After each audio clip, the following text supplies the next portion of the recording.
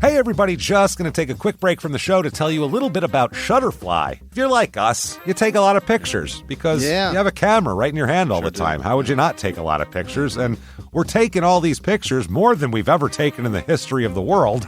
What are you going to do with them all? That's the thing. You used to get a solid picture, and then you'd look through them, and you could enjoy them. Now they're like back on your camera roll. You can't even find them. You don't want that. That's why the cool thing you need to do, and what I did, and I think it's pretty cool, is create a Shutterfly photo book. Oh. What I did, and you're going to enjoy this, Jimmy, because I haven't showed this to you yet, but took all of our pictures from being on tour this year. Oh. All live show pictures, us backstage, us on stage, doing all that stuff, and like some of the venues and things, and made a little photo book out of that. Also, they have free 24-hour designer service as well. With their 24-hour designer service, a professional designer is going to lay out the book for you for free in just a day. Make something that means something with Shutterfly. Enjoy 40% off orders over $29 with promo code SMALLTOWN. See site for promotional details. And now back to the show. Hey everybody, just going to take a quick break from the show to get you styled up with Stitch Fix. Shopping's hard. It's hard. With Stitch Fix, you get a stylist, though, who understands your style, your size, your budget, and they do all the shopping for you. Wow. This is excellent. Shopping, I'm telling you, shopping and figure out your style, it's overwhelming. Let somebody help you when it comes to getting dressed. We don't know what we're doing, so we let Stitch Fix help us out. A Stitch Fix stylist there. They know what works on us. We get the prices that make us look really good, and it feels good. You get some confidence boost walking around knowing that you're looking decent here. Oh, yeah. Yeah, we just give the stylist our sizes, style, budget preferences. We order boxes when we want, how we want, no subscription or any of that required. And they send called Just For Me pieces as well. Like, maybe you'd like this, and it's awesome. Outfit recommendations, styling tips. You keep what you love, you send back the rest. It's super easy. Yep. You can do it, and we are doing it because it's excellent. Personal styling for everyone. Get started today at stitchfix.com/STM. That's stitchfix.com/STM. Now back to the show. Did you know that parents rank financial literacy as the #1 most difficult life skill to teach? Meet Greenlight, the debit card and money app for families. With Greenlight, you can send money to kids quickly, set up chores, automate allowance, and keep an eye on your kids' spending with real-time notifications. Kids learn to earn, save, and spend wisely. And parents can rest easy knowing their kids are learning about money with guardrails in place. Try Greenlight risk-free today at greenlight.com/Wondery. Hey everybody, before we get started with the show, we want to suggest to you, maybe you want to see the show live. Live small town murders coming all over the country. That is gross, but it's happening. Absolutely, guys. Get out. LA on the 5th, then we go to San Diego, Sacramento, San Francisco, Portland, Seattle, Philly, Chicago, New York, and Nashville to close it out. There are some sold out shows. Portland is sold out. Seattle, first show is sold out. There's a second show there. Philadelphia, first show sold out. Second show added, though. Chicago, New York, those are getting sold out very quickly. And we will not be adding as second shows because they're big venues. So get those tickets right now at shutupandgivememurder.com/live. Come see us at a live show, everybody. We promise it's so much fun. Can't wait to see you. Come out, tell us to shut up and give you murder. This week, in the Rust Belt town of Sunbury, Pennsylvania, a dead body in an alley leads police to what just may be a different kind of serial killer. Welcome to Small Town Murder.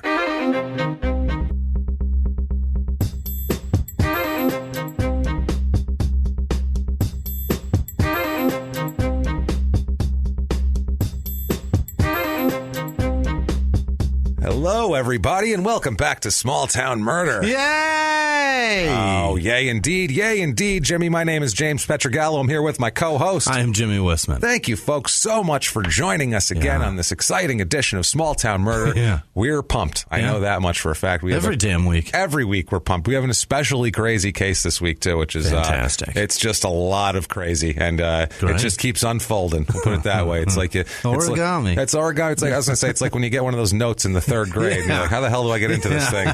Some girl wrote you, and you're like, shit, I want to read this. A girl gave it to me, and I don't know how to do it. And you end up getting scissors and then trying to piece it back together. Is that what you did? It's a nightmare. Yeah, you just rip it open. I just hand it back to her and go, open this. Open this, will you? Well, you used to like drop it off of your desk and walk away, or like hand it to you. Well, a lot of them had like that little arrow that said pull. That was convenient. That was helpful. That was a sweet girl. That's when you take home to mom. Definitely. Head over to shutupandgivememurder.com. Yes. There you can get tickets for all of our live dates this weekend. San Francisco, Cobb's Comedy Club on Saturday, and then the Punchline in Sacramento on Sunday. Next weekend, Portland, and which is Sacramento is sold out. Sacramento's it's sold out, guys. So if you want to go to Sacramento, sorry about that. I think there's a few left in San Francisco because it's at like 4:00 in the afternoon, which is super weird. But come on out, see us. We're gonna have a blast. We did LA and San Diego were a lot of fun this weekend. You guys were great and awesome and all that good stuff. So thank you for all of that. Head over there for the tickets. Shutupandgivememurder.com. You can also find all of our gear there.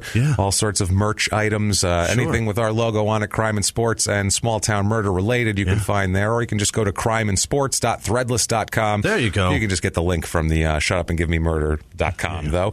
If you want to be a helpful person, the way to do that, so easy. You can just go to iTunes. Please give us 5 stars. It honestly helps a lot. We wouldn't ask you. We wouldn't waste time at the top of the show asking if it wasn't a huge deal that meant a lot. It's iTunes' funky algorithm.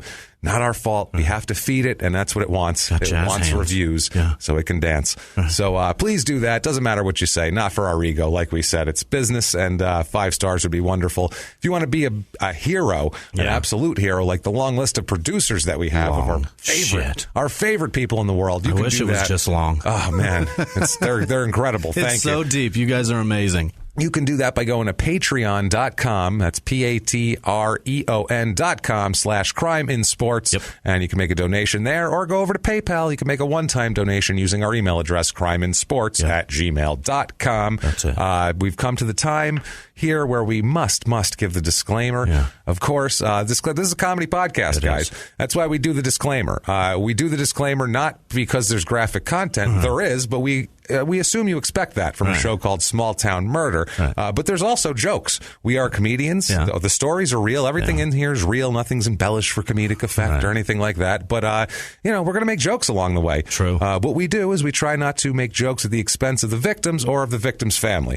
That's kind of the deal we make, and that makes us feel good. It makes us feel like we're assholes, but not scumbags. So that makes us feel like it's okay to do.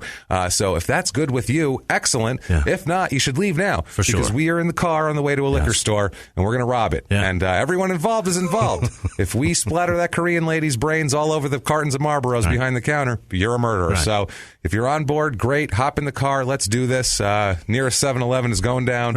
If not, have a good one. Nice to meet you. See you on the other side. Life without is on the table. Yeah, it's you know it. Have a nice boring life with this. But everybody left. Hopefully, lots and lots of you. It is time, and I know what you're saying. You're saying, "Shut up, give me murder," and we're going to do that right now. Let's do it. Let's go on a trip, Jimmy. What do you say? Fantastic. You ready to roll? I'm always ready now, especially this month. You have to be. Christ, we're on the road a lot. We are heading all the way to Pennsylvania. Terrific. This time to Sunbury, Pennsylvania. All right. Ever heard of Sunbury, Pennsylvania? I believe so. Just from me? Yeah. That's it here. Yes. It is in east central Pennsylvania. It's so hard. Pennsylvania, if you really concentrate, is a tiny, tiny panhandle up in the northwest corner. It's so tiny. You could hold a pan on it, though, and I was praying to find something in that corner of the state. Unfortunately, this is right dab in smack in the middle of the pan, but full of panhandle behavior. Great. So we have that to go on. So that's fine. As long as there's panhandle behavior, I'm okay, but not exactly in the panhandle. Things keep rolling.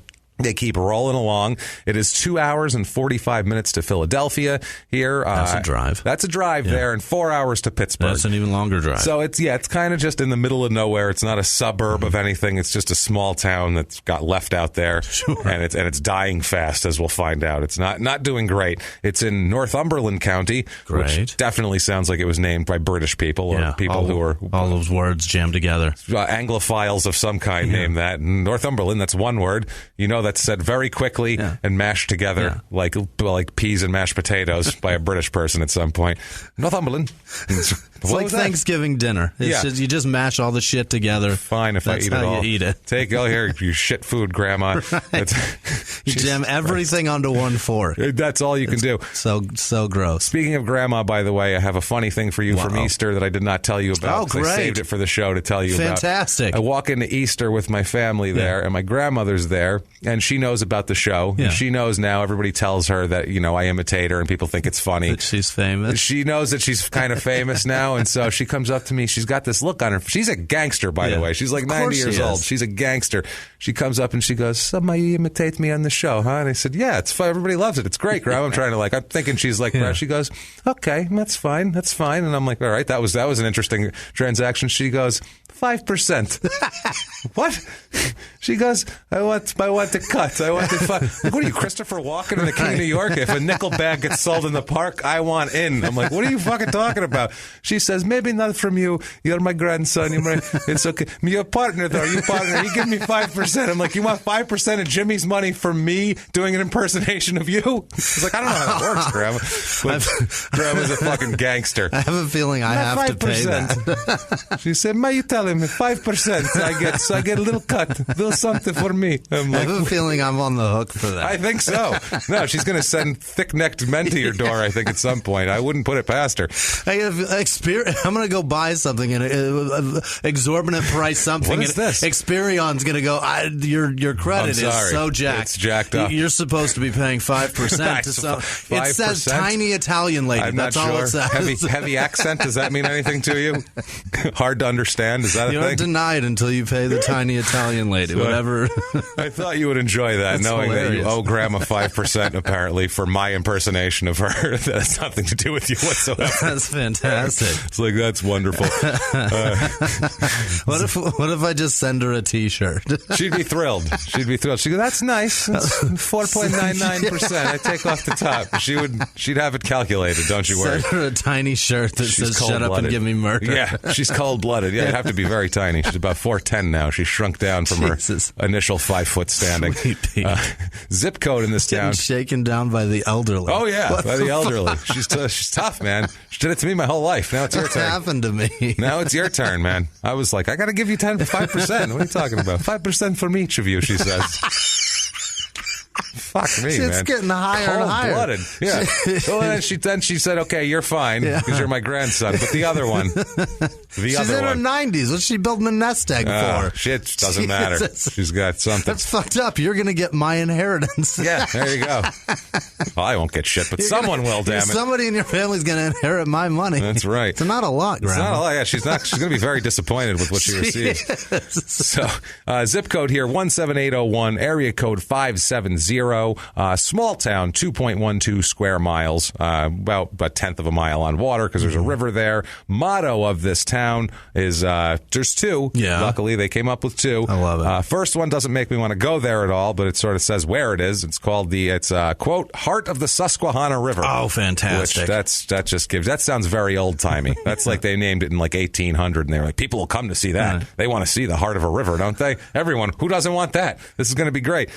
Second Sounds one. Sounds like the name of a giant paddle boat. That's true, right? The heart of the Susquehanna on the back as it goes by, like one of those Chicago river boats they take you on. Yeah, the big fucking wheel spinning. Yeah, and somebody getting molested inside, like a Tom, right? like a Mark Twain fucking Huck Finn boat. Yeah, Huck Finn boat. The other one is a little more sneaky. This is prickish over here. It is quote, a beautiful Sunbury begins with you. Oh, I think they just told everyone, don't you embarrass the town, you fat fuck. I think they just said that.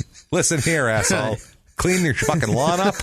You see this place? It could be nice if it wasn't for assholes like you. Put on a collared shirt, you Come fuck. on, Jesus. Put on some khakis, goddammit. This place is a mess. We can see your boner, but get some pleats, you fucker. Jesus Christ almighty. You're wearing basketball shorts. You know your dick is sticking out. You know it's sticking out of those basketball shorts. Every step Everyone you take, we see the fucking shape. I can see every vein of your cock, sir. That's not great. Not wonderful, and nobody in this town. How do you expect to get people to come to this town? A beautiful Sunbury starts with you scumbag bastard. Stop shopping at Under Armour. It's not good for you, clearly. This first people to come here were, 1600s, that sort of thing. It was the Shawnee migrants. These were Shawnee Indian people, Native Americans, obviously. This was a large population of Delaware Indians were forcibly also resettled here in the early 18th century. They lost rights to their land because they're, Native Americans. So obviously they were pushed out into worse land, I would say. They're like, well, we're going to send you right in the middle of the pan here. We're going to, here, go right there. They send them right in the middle. There was a lot of Indians there, too, at the time. It was about 300 Indians in the early 1700s, which that's actually a decent settlement back then, like a pretty good-sized settlement for that. Now, in 1754, they gave a lot of this land to from the Six Nations, all of the native tribes here, to Pennsylvania at the Albany Congress. They gave it over. I guess they didn't want it anymore. They saved a bit for themselves, though. Is how they did it. They saved a bit for themselves. Shamokin, which was what Sunbury will be, this particular area was not sold. It was held by the Six Nations, quote, to settle such of our nations as shall come to us from the Ohio or any others who shall deserve to be in our alliance. So really complicated way to go. We're fucking doors open if anybody wants to come in. We could use some more over here. Party over here. It's basically what they say. Hung a balloon on the party mailbox. Party in my place. They hung a balloon on the mailbox, and they were like, people will come, right? They'll show up. They know. They'll be able to know where it is. They hung a red balloon. They know everyone's going to see that. It says party on it. Like, they know. Like, it's fine. It's totally fine. They had the French and Indian War here. There was a lot of fighting here from the French and Indian War. The Delaware Indian residents around here remained neutral for the early part of the war, which was probably smart. Don't pick a side, see who wins, and then join them, I think, at this point. Especially if you've been pushed from somewhere else to here, you're like, let's calm down, and let's not pick sides so quickly here. Then, however, they decided at some point here that they joined the war against Pennsylvania and the English, and that was a bad decision for them. Fort Augusta was built in 1756 probably here. Because somebody took like a shot at one of them on accident. They're just like, that looks like one. That was messed up. We should get involved in this. The fuck is wrong with you, Holmes? Well, they had some droughts and frost. You made them Mexican Indians, but you made them like 80s. You made them like the movie Colors, like with Sean Penn and Robert Duvall. I made them like East LA. And they were like, "Go, that was Colors." Like, go, Holmes. Yeah, that was like. I didn't see the movie. Oh, okay, that's why it's a 80s Sean Penn, Robert Duvall, LA cop movie. I was not that great. I was seeing some Cheech and Chong movie. That's all. It has an Ice-T theme song called Colors, where it just says Colors, Colors over and over again for the whole fucking song. That makes sense. And it's terrible. Every song Ice-T sings is god awful. Yeah, Ice-T never had a good one. 6 in the morning's pretty good. None of them are good. No, They're all like fucking 11, awful. 9. That was good shit. That was good stuff. I could take it. All right. So March, the rest, terrible. So bad. March 21st, 1772, Northumberland County was incorporated. It was divided up.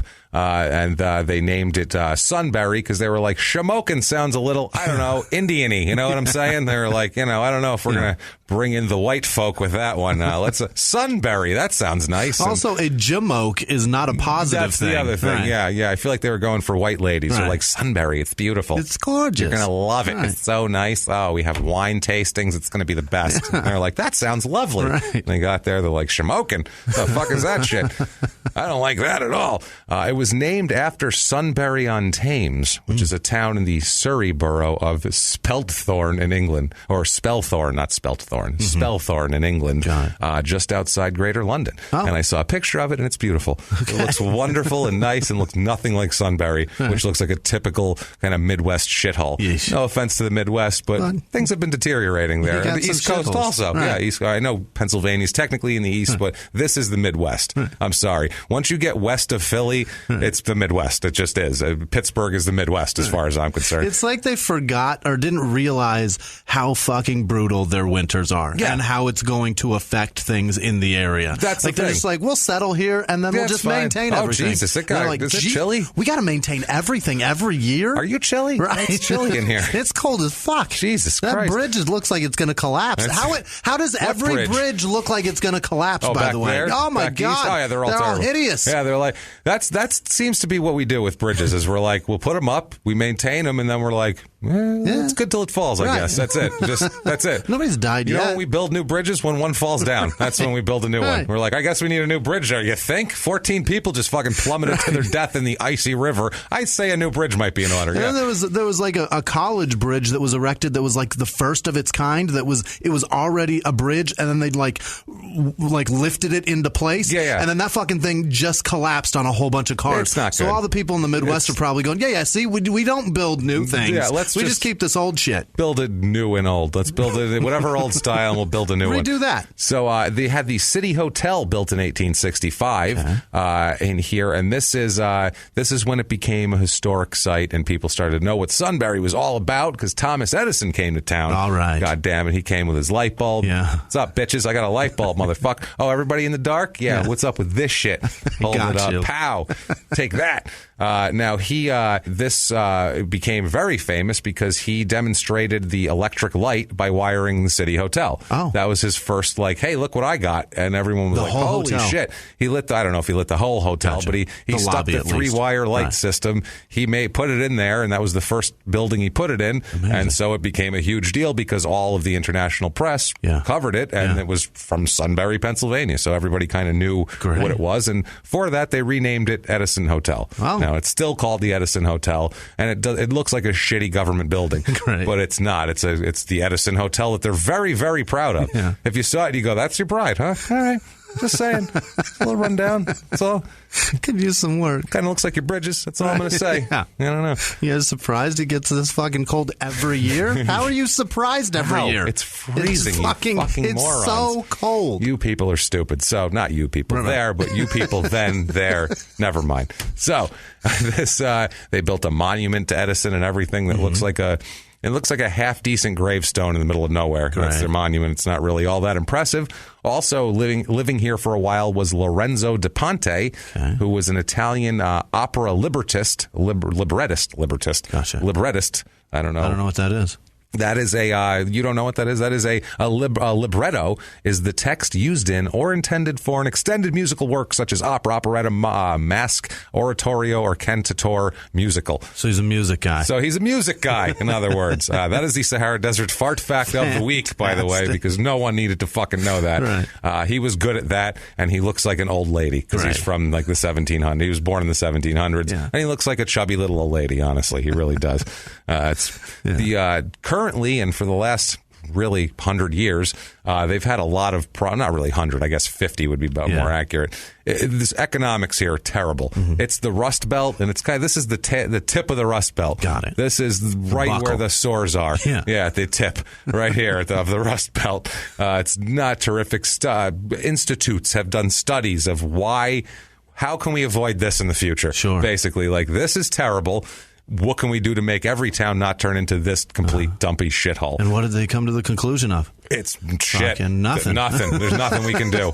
This is terrible. This is how it happens. They need jobs in schools, and they don't have them. So, tough shit, I guess. Move, run, set the place on fire. Last person out, light the match. That's all we have to say. I think that was the last line of the study, as a matter of fact. Last person out, be sure you're the last person out, and flick that match. Light that match. More than 20 churches here, though. Good Lord. Jesus. It's a lot of churches in a small town here. A little pop culture thing in the episode of Mad Men. Yeah. You ever watch Mad Men? I did. It's fucking great. Yeah, Christina Hendricks looks great. Yeah, it's not bad. I like her. Who doesn't? I like her a lot. Yeah, who doesn't?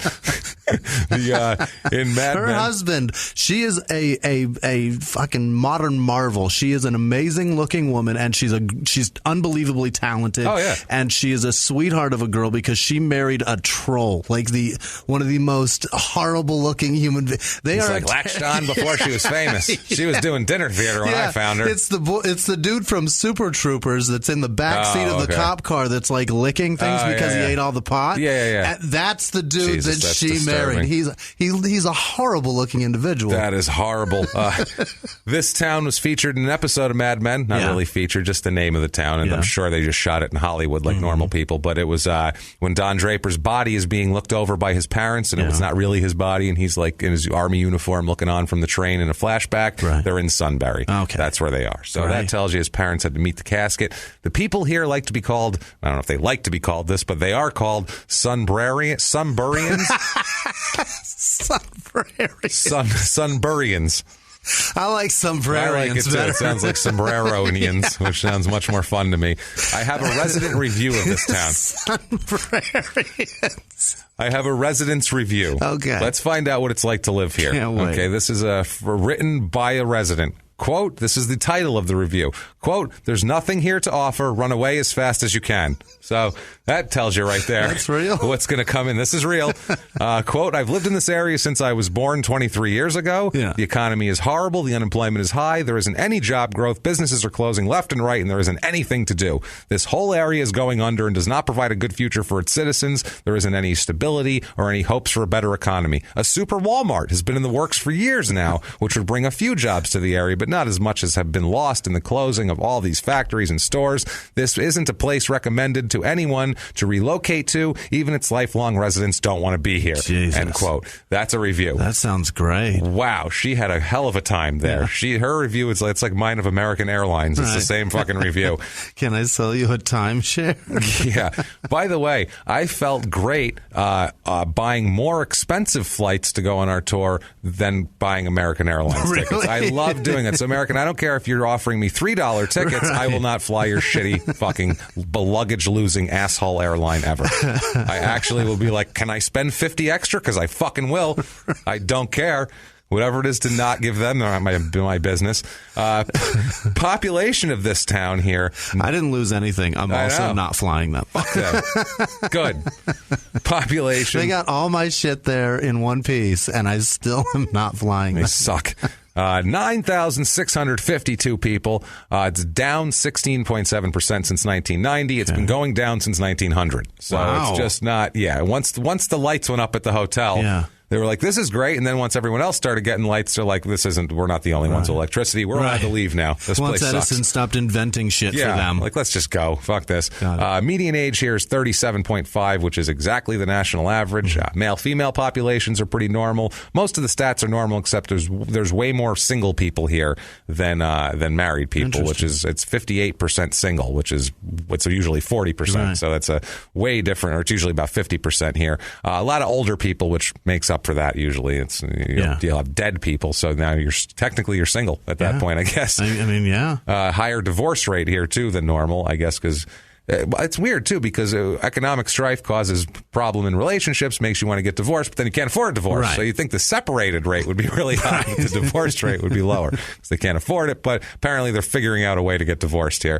The race of this town, shockingly 90% white. Weird. Obviously. Yeah, it's weird. They're going to stick around. Yeah. They stick around. They're going to go down with the ship here. 1.62% black. They used to be higher, I'm sure, and they were like, we're getting the fuck out of here. These white people are fucked up. This place is going down, and they told me the shit starts with me. Right. And when last time they said that. Shit, exactly. I know better than this shit. Don't tell me anything starts with me. I'm getting out of here. Is 0.27% Asian. That's like a restaurant in this town, maybe. Hispanic, 6.94%. 51% of the people are religious here, which is higher than the national average by about 2%, but pretty high for the North. Usually in the North, we're a little bit lower than the average. 15.53% Catholic. As we know, Catholics are the Baptists of the North. Where there is religion, they will be found. They will be found there. 1% LDS, where there's misery and lack of hope. They're going to glom right onto that shit and go, well, we have something for you. Why don't you have 45 kids since you have no money? That'd be perfect for you guys. There's a bunch of people that read a review and were like, our kind of place. This is perfect. They're going to be looking for something. Maybe the Lord. Right. We have 0.0% Jewish. They're like, no, fuck this. I don't think so. And 1.73% Islam, which is more than I expected, honestly, there. Politics in this town, 40% vote Democrat, about 59% vote Republican in this town. Unemployment rate is over 6%. It's about 6.5%, which isn't terrible, but it's higher than the national average. And from what I understand, it's actually kind of worse there than that percentage. It's that percentage. A lot of times the unemployment rate can be kind of deceiving, as we found out, and this is kind of one of those towns. It's worse than that economically. more likely look at the household income, which is at $28,530. Better off staying home. That's it. Yes, it's about just a little more than half the national average. So that's not great at all. Can't afford work boots. How do you expect me to go to work? How am I supposed to do that? Manufacturing jobs a little bit higher than in most places, but not as high as there used to be in this town. It used to be a kind of a manufacturing type of town. Now it's mostly 25% of the jobs are healthcare and social assistance because there's old people. And once they die off, I don't know. The town just sinks back into the earth. It opens up like a big light comes out and just swallows everything up. What would happen? That's it. Jesus. I think that's the one thing right there. That's it. Cost of living in this town. Fucking Ghostbusters. Exactly. And Stay Puft Marshmallow Man is gone. Yay, we've defeated him. So, cost of living in this town, low as you'd expect, as you'd hope, and I can't imagine it'd be high. There'd be nobody there at all. Cost of living is 78 out of 100, which 100 is average par if you're just joining us. Everything is about right around 100 except for housing, which is super low at 35. Whoa. So you can afford a house there. You don't fucking want one, but if you wanted to buy one, you can afford it. You'll be pissed about it. You will not be happy to have it. Median home age here is, in the U.S., the age of a home, the average age is 37 years old. Here it's 74. Holy hell. It's exactly double. And the median home cost in the nation, it's about $186,000. And here it is $65,800. What's the oldest house you ever lived in? I lived in New York, so I've lived in super old houses. Houses that old? Like 70? Oh, definitely. Really? Yeah, far older than that. Yeah, older than that. I was just trying to... I think New York, all the houses are old as shit. The oldest house I lived in was 30 years old. Oh, I lived in a house that was 130 years old because it was like a corner, like a brick building that they've renovated a few times. My grandparents had a house about that old, though. It was 100 years old. So it happens. But I didn't live there. Good. Median home cost here, like I said, $65,800. 60% of the houses are between $40,000 and $100,000. So I mean, that's what you're looking at here. And if we've convinced you, I don't know how. Damn it, the only place for you is Sunbury, Pennsylvania. Somehow you've come through all this to think that. We have for you the Sunbury, Pennsylvania Real Estate Report.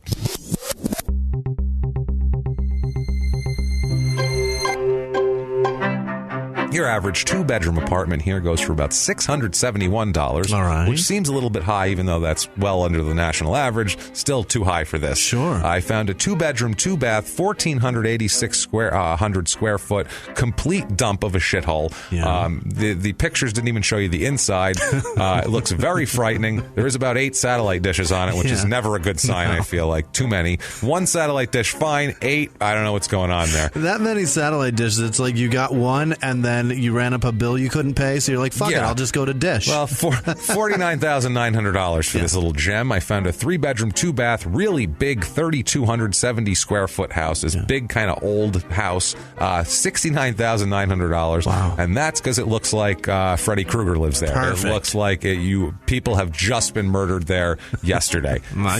Fresh bodies, this place. But it's huge, and if you want to renovate an entire place, that's the thing to do. I also found a 3-bedroom, 2-bath, 2,600 square foot house. It's basically the last house, but renovated. Gotcha. Looks pretty nice. It's decent. They've kept it up. It's $165,000, which is way too much to pay for anything in this goddamn town.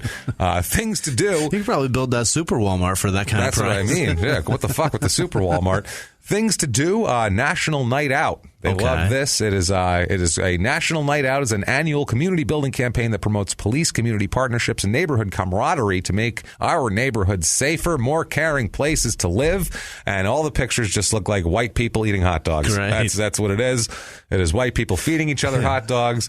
There is a pie eating contest. Great. Where I saw a shirtless man eating pie, which I think that would automatically disqualify you. Put a goddamn shirt on when you're going to eat in a public anything. And then they also brag they are the home of the world's largest Fabra Dam, which is one of those blow-up things they put in lakes to kind of dam it off a little bit. It's like there's a big bladder. And they're bragging about that, though. They dig that. It's the world's largest? That's what they say. Who knows? Honestly, they're lying. Who knows? It's only the world's largest because it was cheaper than having concrete. What do you know? If there's one in China that's bigger, you don't fucking know in Sunbury. Crime rate in this town. Property crime, exactly average. Exactly average. Not a lot to steal. I don't know. Violent crime in this town, more than double the average of national. They don't have a lot to steal, and they're pissed about it, apparently. I don't know what it is. They're violent and angry people. Let's talk about some violent and angry people. Let's do it. We have, this is an insane tale, by the way, of bat shittery. I don't even know what to call it. It is crazy. It's one of these where you're like, oh, that's the crime. Oh, no, that is. Oh, Jesus, there's more. It just keeps unfolding like a note that you get in third grade. So let's do it here. Murder origami. Murder origami. Let's pull that tab and let's get started here. Pull. Let's talk about Miranda Barber, who was not born Miranda Barber. She was born Miranda Camille Dean. So she was born Dean, Miranda Dean, on December 14th, 1994. She is from the North Pole, literally. Great. She's from North Pole, Alaska, which is a real town. Yeah. And I read a little bit about it. And apparently it's kind of like Santa Claus, Georgia, same type of deal. Got it. Literally in like 1950, a man with a beard was told by a child, hey, look, you look like Santa Claus, ha-ha. And this guy went, well, that's my life's work from now on, and built his house to look like Santa's house in the workshop, and they turned it into North Pole. Right. And now if you look at their website, it looks like a Holiday Michaels commercial. Jesus. It's fucking ridiculous. Stupid. It's just Santa Clauses, and there's a Christmas counter on the front page of their website, 200-something days till Christmas. It's ridiculous. Meanwhile, I'm pretty sure that is not the North Pole. No, it's not. No. They just named it. It's not even at the far tip of Alaska. It's like kind of in the middle of Alaska. They just named it North Pole, Alaska to be dicks and to draw tourism, kind of like Santa Claus, Georgia, or one of those fucking places. So she grows up in this town. I mean, that seems like an idyllic place to grow up, a town that constantly thinks it's Christmas. And also lies. And also they're liars. Because it's not the North Pole. Well, that's the thing. Maybe the town rubbed off on her more in that way than it did. Or maybe not. We'll see here. Maybe she's festive. Maybe she's a liar. You never know. We'll find out. Let's see here. She grows up here. It's like I said, it's in the middle of Alaska. Stupid name. She grows up with her mother here. Her mother and father growing up until she's a teenager. Her family's intact. Yeah. Her mother is Elizabeth, and her father is Sonny. They will separate and get back together several times over the course of their childhood before they finally break up for good. Also, her older sister Ashley, who is 3 years older than her, and kind of the person who, they kind of go through the same experiences because they're only 3 years apart. Yeah. So it's, they do the same things together. So they grow up there. They were kind of isolated with the family because I don't know if, North Pole, there's not a lot of people there. Pretty much isolated already. Yeah, and especially from your family because they had family in other parts of the country. Got it. So if you're in Alaska and your family lives in, because they have family, I know we'll find out, in North Carolina, that's a long goddamn way. You're not going to see them very often, basically. They're not going to come every Easter. It's one of those things. You'll see them every 5 years, maybe, if you make a trek down to the civilization. Every time you see him, the old man goes, I remember when you used to be this big. Yeah, you see that 3 times, and then you're too old, and they don't ever see you again. So that's that. It's so and they weird. Don't see you again because you're visiting their gravesite. Exactly, because that's it. Yeah, that's as much time as we had to spend together. They tell you 3 times in their life that you used to be this big. Yeah, and then you're talking. Really, I was small and then I grew, huh? That's bizarre. It's a shocker. I thought I came out of my mother's vagina 6'4". That's shocking, honestly. And then you tell those memories to a piece of rock. Yeah, perfect. Go, yeah, you remember when I was small. Why am I here? I don't even know you. Why did I visit your grave? Right. I don't even know you. I met you 3 times. The only thing you had to say to me was, I used to be smaller, and now I'm some reason checking out your eternal resting spot. I don't know why. So, good news is, when she's about 3 years old, when Miranda's 3 and her sister's about 6, more family move into town That's nice. On her mom's side, which is good. That's a pleasant thing. They're excited about that, actually, because they need, first of all, if you're parents and you don't have a ton of money and you have 2 little kids, you would need a relative around to watch those little kids every once in a while so you don't lose your fucking mind. And you can make more. Exactly. Or just stay sane, one of the two. But someone has to watch the kids every once in a while. Mm-hmm. And they find it is Elizabeth, the mother, it's her sister, Melissa, and her husband, Richard, move 5 houses down from them. This is Melissa and Richard Fernandez move in, and they're kind of a godsend when they get there because they help. They like hanging out with the kids too. Sure. They take care of the kids. The kids like going over there. It's great. It's a good time for everybody.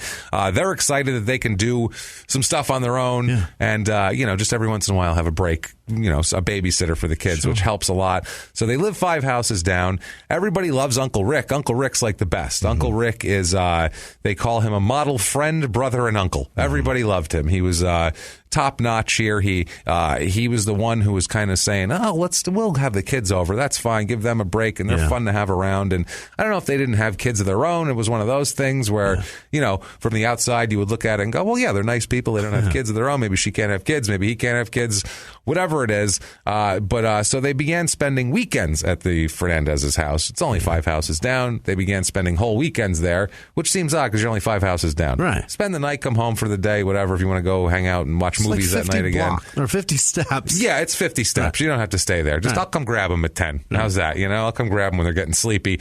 Some shit. But they began spending weekends at the home here. After a while, they began spending every weekend with Rick and Melissa, which seems strange, but the parents don't think anything of it. I think they're happy with some freedom possibly here. Rick was the one encouraging and arranging these sleepovers, and this goes on for about a year. They're going over every weekend. I see a look on your face, Jimmy. What? You don't like uncles who like to constantly arrange sleepovers with young nieces? That doesn't strike you as normal? Not much. Isn't that weird in this society where if like it's already uncomfortable. It's already an uncle shows, just interest in a child, and we're like, that's not good. No. This is the guy. That is sad, isn't it? It is. It's sad, but this is the guy showing up 20 minutes early for Little League practice with the fucking orange slices going. Let's see what kids are going to get here early. Like, you don't want that guy. I got a juice box, but you got to get in my pocket to get it. That's what I mean. Right. That's not the guy you want. You want the hungover cholo who's just like, I don't know. Fuck, man. How long you going to be gone? Oh, man, I was drinking. I got to work in the morning. Fuck, man. Like, I don't want to watch. Yeah, kids, good job. And then he just sits there with a headache. That's the guy you want coaching your kids. He might not be the best coach, but he's not going to diddle them. I'll tell you that much right now. He has no interest. No interest. Shit about sports, but they're also not going to get ruined. He has no interest in your children whatsoever. He wishes he didn't have to watch them play baseball, never mind have sex with them. So he is thrilled to get away from your kids when you pick them up. Right. These two are like, here so early? Yeah. No, it's like, come late. We're gonna have a post-practice practice. It's gonna be an after-practice. Practice. Have them run pickles around my pickle. It's going to be pickles. And did I say pickle? I didn't mean to say pickle. If Uncle Rick said pickle, right then it's over. I'm sorry. The word pickle gets out of his mouth. Problem is here, after about a year, Miranda begins to complain that she's in pain in certain areas of her body. I think you know where we're going here.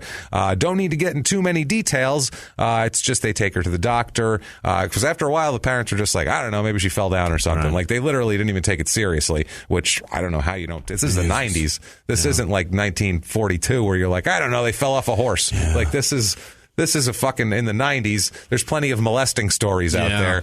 If your little girl who spends too much time with her uncle starts complaining that certain things hurt, you take that fucking kid to the doctor and you figure out what's going on. At least you should. And you kill that fucking guy. Right. So either way, she goes to the doctor. Turns out that her uncle has been molesting both of them repeatedly for the entire year. Oh my God. And it is terrible. Both of them. And obviously all molestation is terrible. This is considered especially horrid. That's right. And I've especially fucking horrid. And I'm not going to get into details because honestly, I'm uncomfortable fucking saying it. And it's too much. It's too much.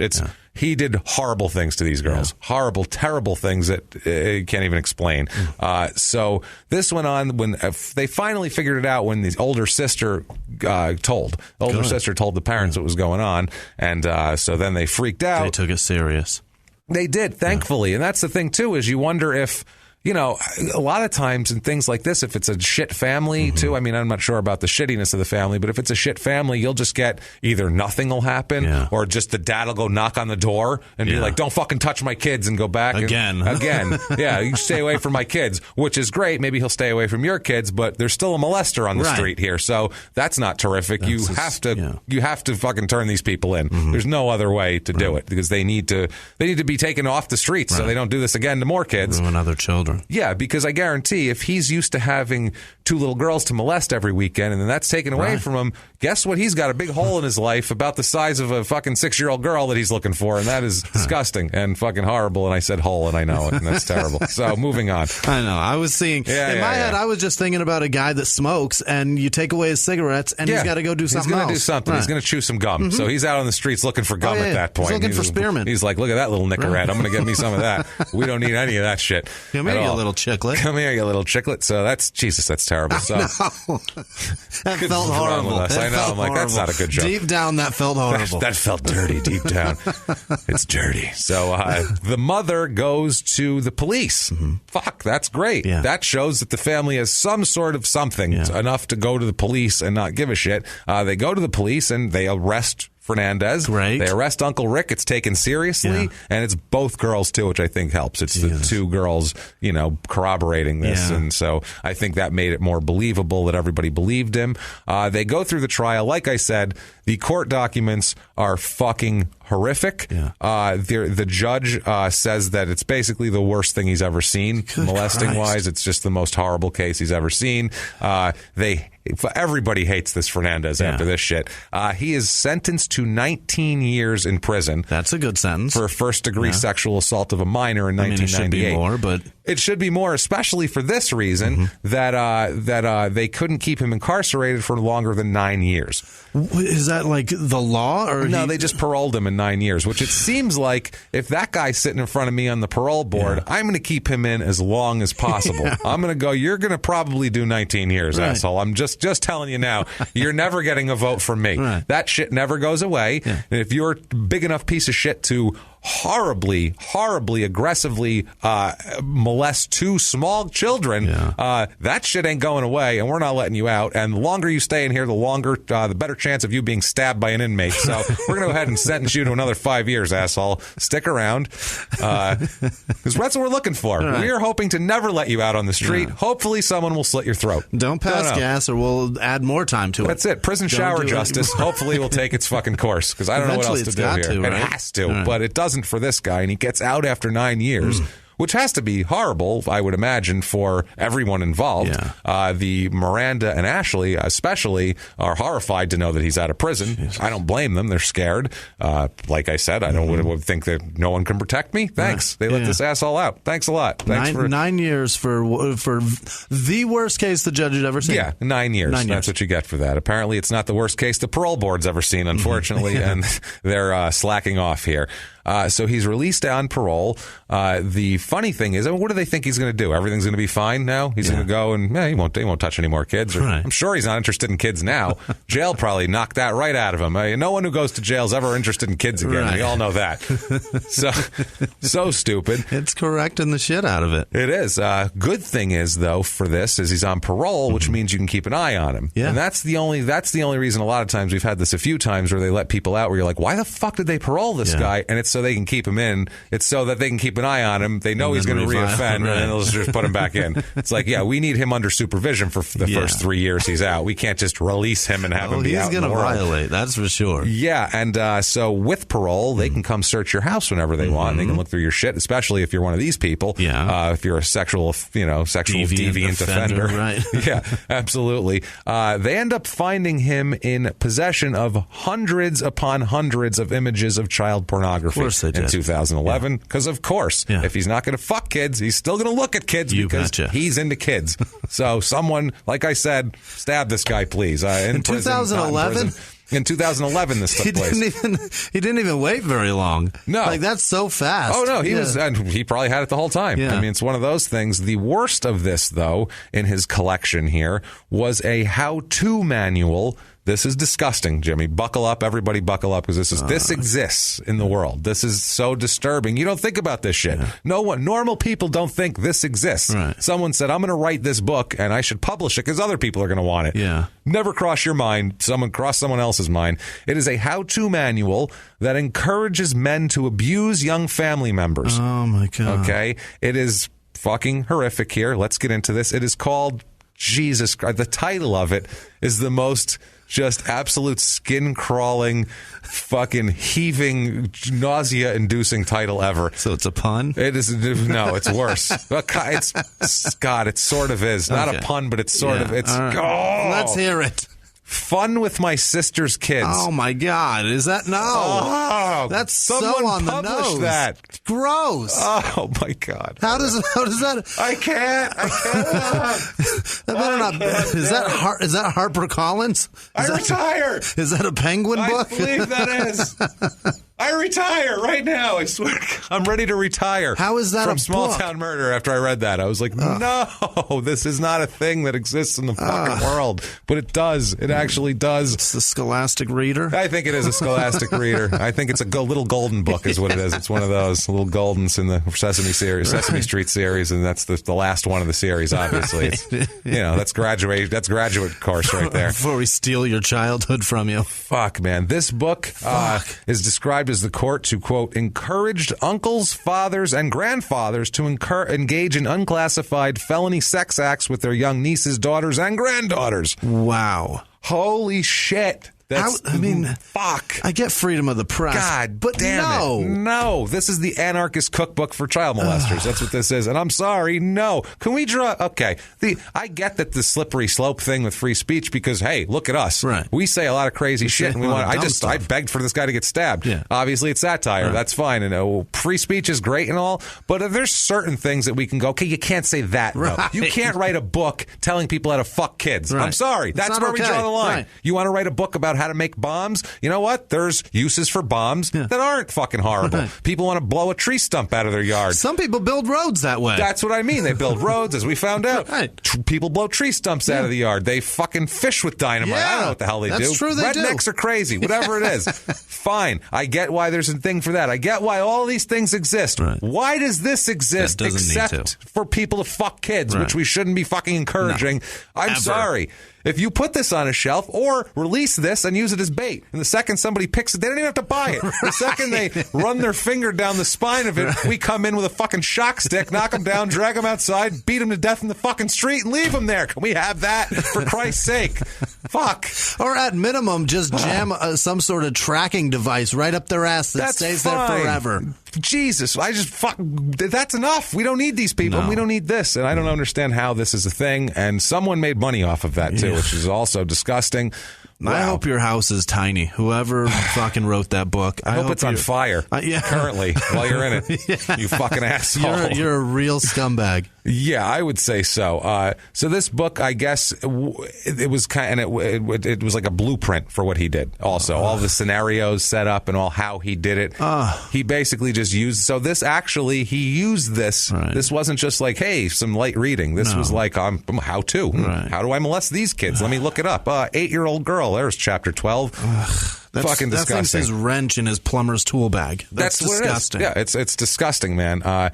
He ended up pleading no contest about all of this, which allowed him to avoid trial, but not actually say that he did anything wrong, which is, I don't know why. I would not let him plead shit. No. I'd fucking hang that guy upside down until he says what he did. The judge said it was the worst incestuous case he's ever seen. At sentencing, too, he tried to say that he was a good father and a good uncle. He tried to say he's a good uncle to kids that he fucking molested. He said he had a successful job. He supported his family. The judge found that he's a very large risk for, quote, sexual deviancy issues.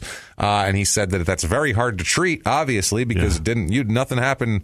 Nothing fixed you in 9 years in prison here. If you had that book before you went in, you sure didn't get out and throw it away. Yeah, that's true. And the judge told him, too, unlike a lot of people who come to court and recognize the seriousness of their behavior, he said that Fernandez didn't seem to be aware of it and wouldn't acknowledge it. He was just like, I'm a good dad. I don't know what you're talking about. I'm just a good uncle. Yeah, piece of shit. So they sentenced him to 40 years in prison. Great. So eat dick, sir. Yeah. Earliest possible release for him is 2035. Great. So hopefully then he'll be too old to molest anybody, or be at least successfully molest anybody. Minimum 24 years. So he's fucked. Yeah. Wow. You're done, mister. That's a good sentence.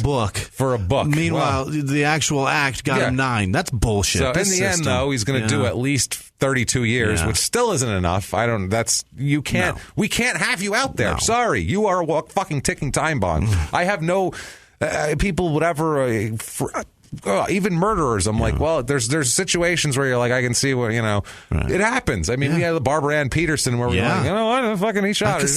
Why she shot him? I see it. There are some times where murder is like not acceptable, but understandable, like the Chris Rock joke with, I understand. It's one of those things. Right. There's never a case for that for this. Ever. This is just, we don't need you. What? Perfect. We're fucking crowded anyway. One less asshole. Tack him up by his ball bag. Done. Yeah, I don't care about this guy at all. Sorry. She says, Miranda says about this, about him being in and out of jail here, quote, it's something I've struggled with all my life. He will never change. None of them ever do. The legal system is supposed to protect people from these people. It doesn't. It never protected me, which I could understand her feeling like that. If someone horribly abuses you and then they just let them out, you're like, why are they out? I don't get it. I'm still here. I'm still fucked up, and he gets to walk around. How does that work here? Now, her mother's a weird one in this case because she tries, but she does not have the wherewithal to help a child who's got problems like this. She really doesn't. Her father and mother split up, like I said, on and off. And she's left alone a lot with her sister, who's 3 years older, when she's very young. And this is even like just post-molestation. Like she's 5, the sister's 8, and they're left alone while the mother goes out with guys. No. And that was kind of what it was, because the mother was trying to find somebody. And I don't know if it's hard to find people in the North Pole or what it is, but Ashley stated, and Ashley later on will blame everything that happens on her mother. Ashley, the older sister, will blame all of this on her mother, and Dr. Phil's involved. It's interesting. We'll get there. This story ends up with Dr. Phil in the end, so it tells you there. Ashley said that the mother, Elizabeth, would often invite strange men over while they were young and ignore the 2 daughters and leave them alone. Also, wouldn't go out with the men. She'd bring them home, and then they go out and leave the 2 kids by themselves to fend for themselves.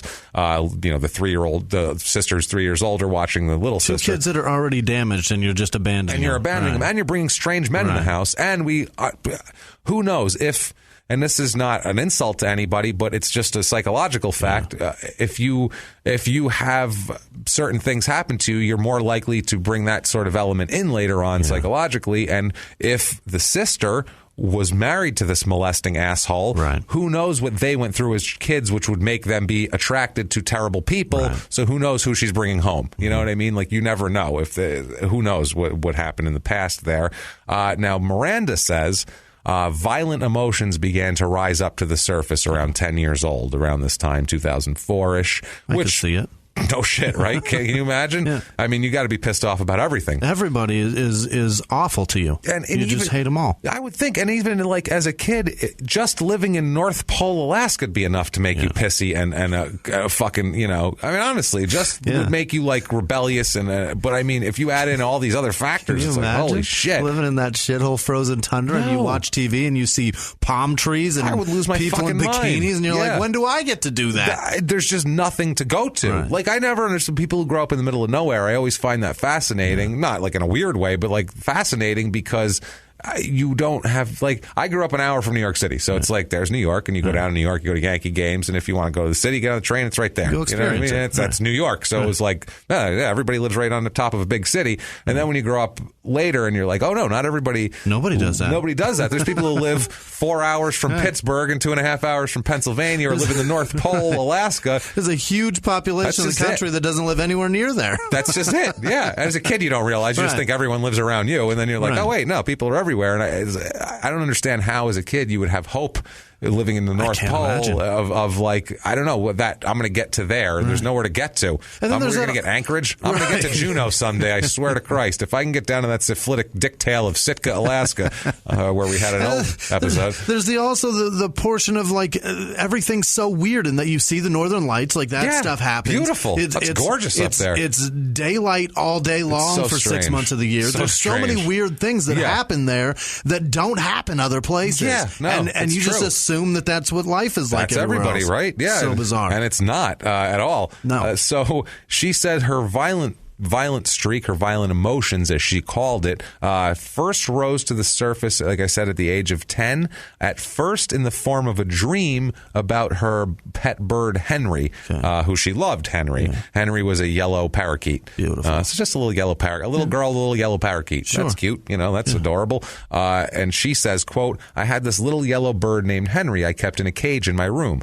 I kept dreaming that I had killed it. At the time, I couldn't understand why, because I loved that bird. Yeah. So she's 10 years old. She's having violent dreams about killing her beloved pet, which has to freak a 10-year-old out, I would imagine. Yeah. And she doesn't know why. She doesn't know why she's fucked up. As a kid, you don't understand how trauma causes being fucked up. And her mom tried. She sent her to therapy, but Miranda, it didn't help her very much. No.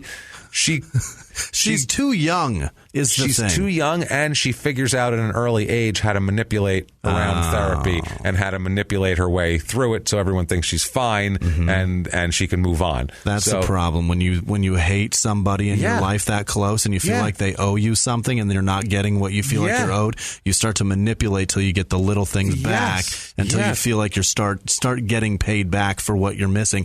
In all honesty, that's never going to fix it. No, you have to grow as a human being and get to a point where it's not necessarily even forgiveness. It's closure and moving on. It's about you. You have to close it for you.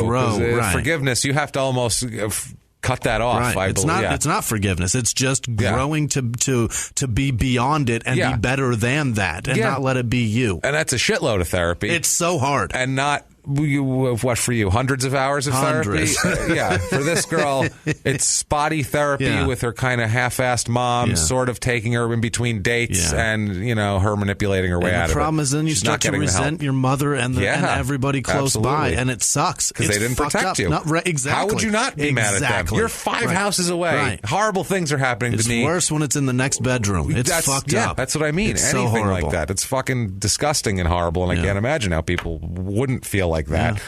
She says that the dreams got so bad they became night terrors, which I don't know if you know night terrors when you're frozen in fucking bed and you can't move. And that's what she had. Or you wake up freaking the fuck out. Either one. Yeah, she had both. She said she was just having these horrible nightmares. And wow, like I said, as a parent, you'd have to feel terrible. You couldn't protect this child, and now she's having this trauma, and it's got to be, that's can't imagine. Terrible. Yeah.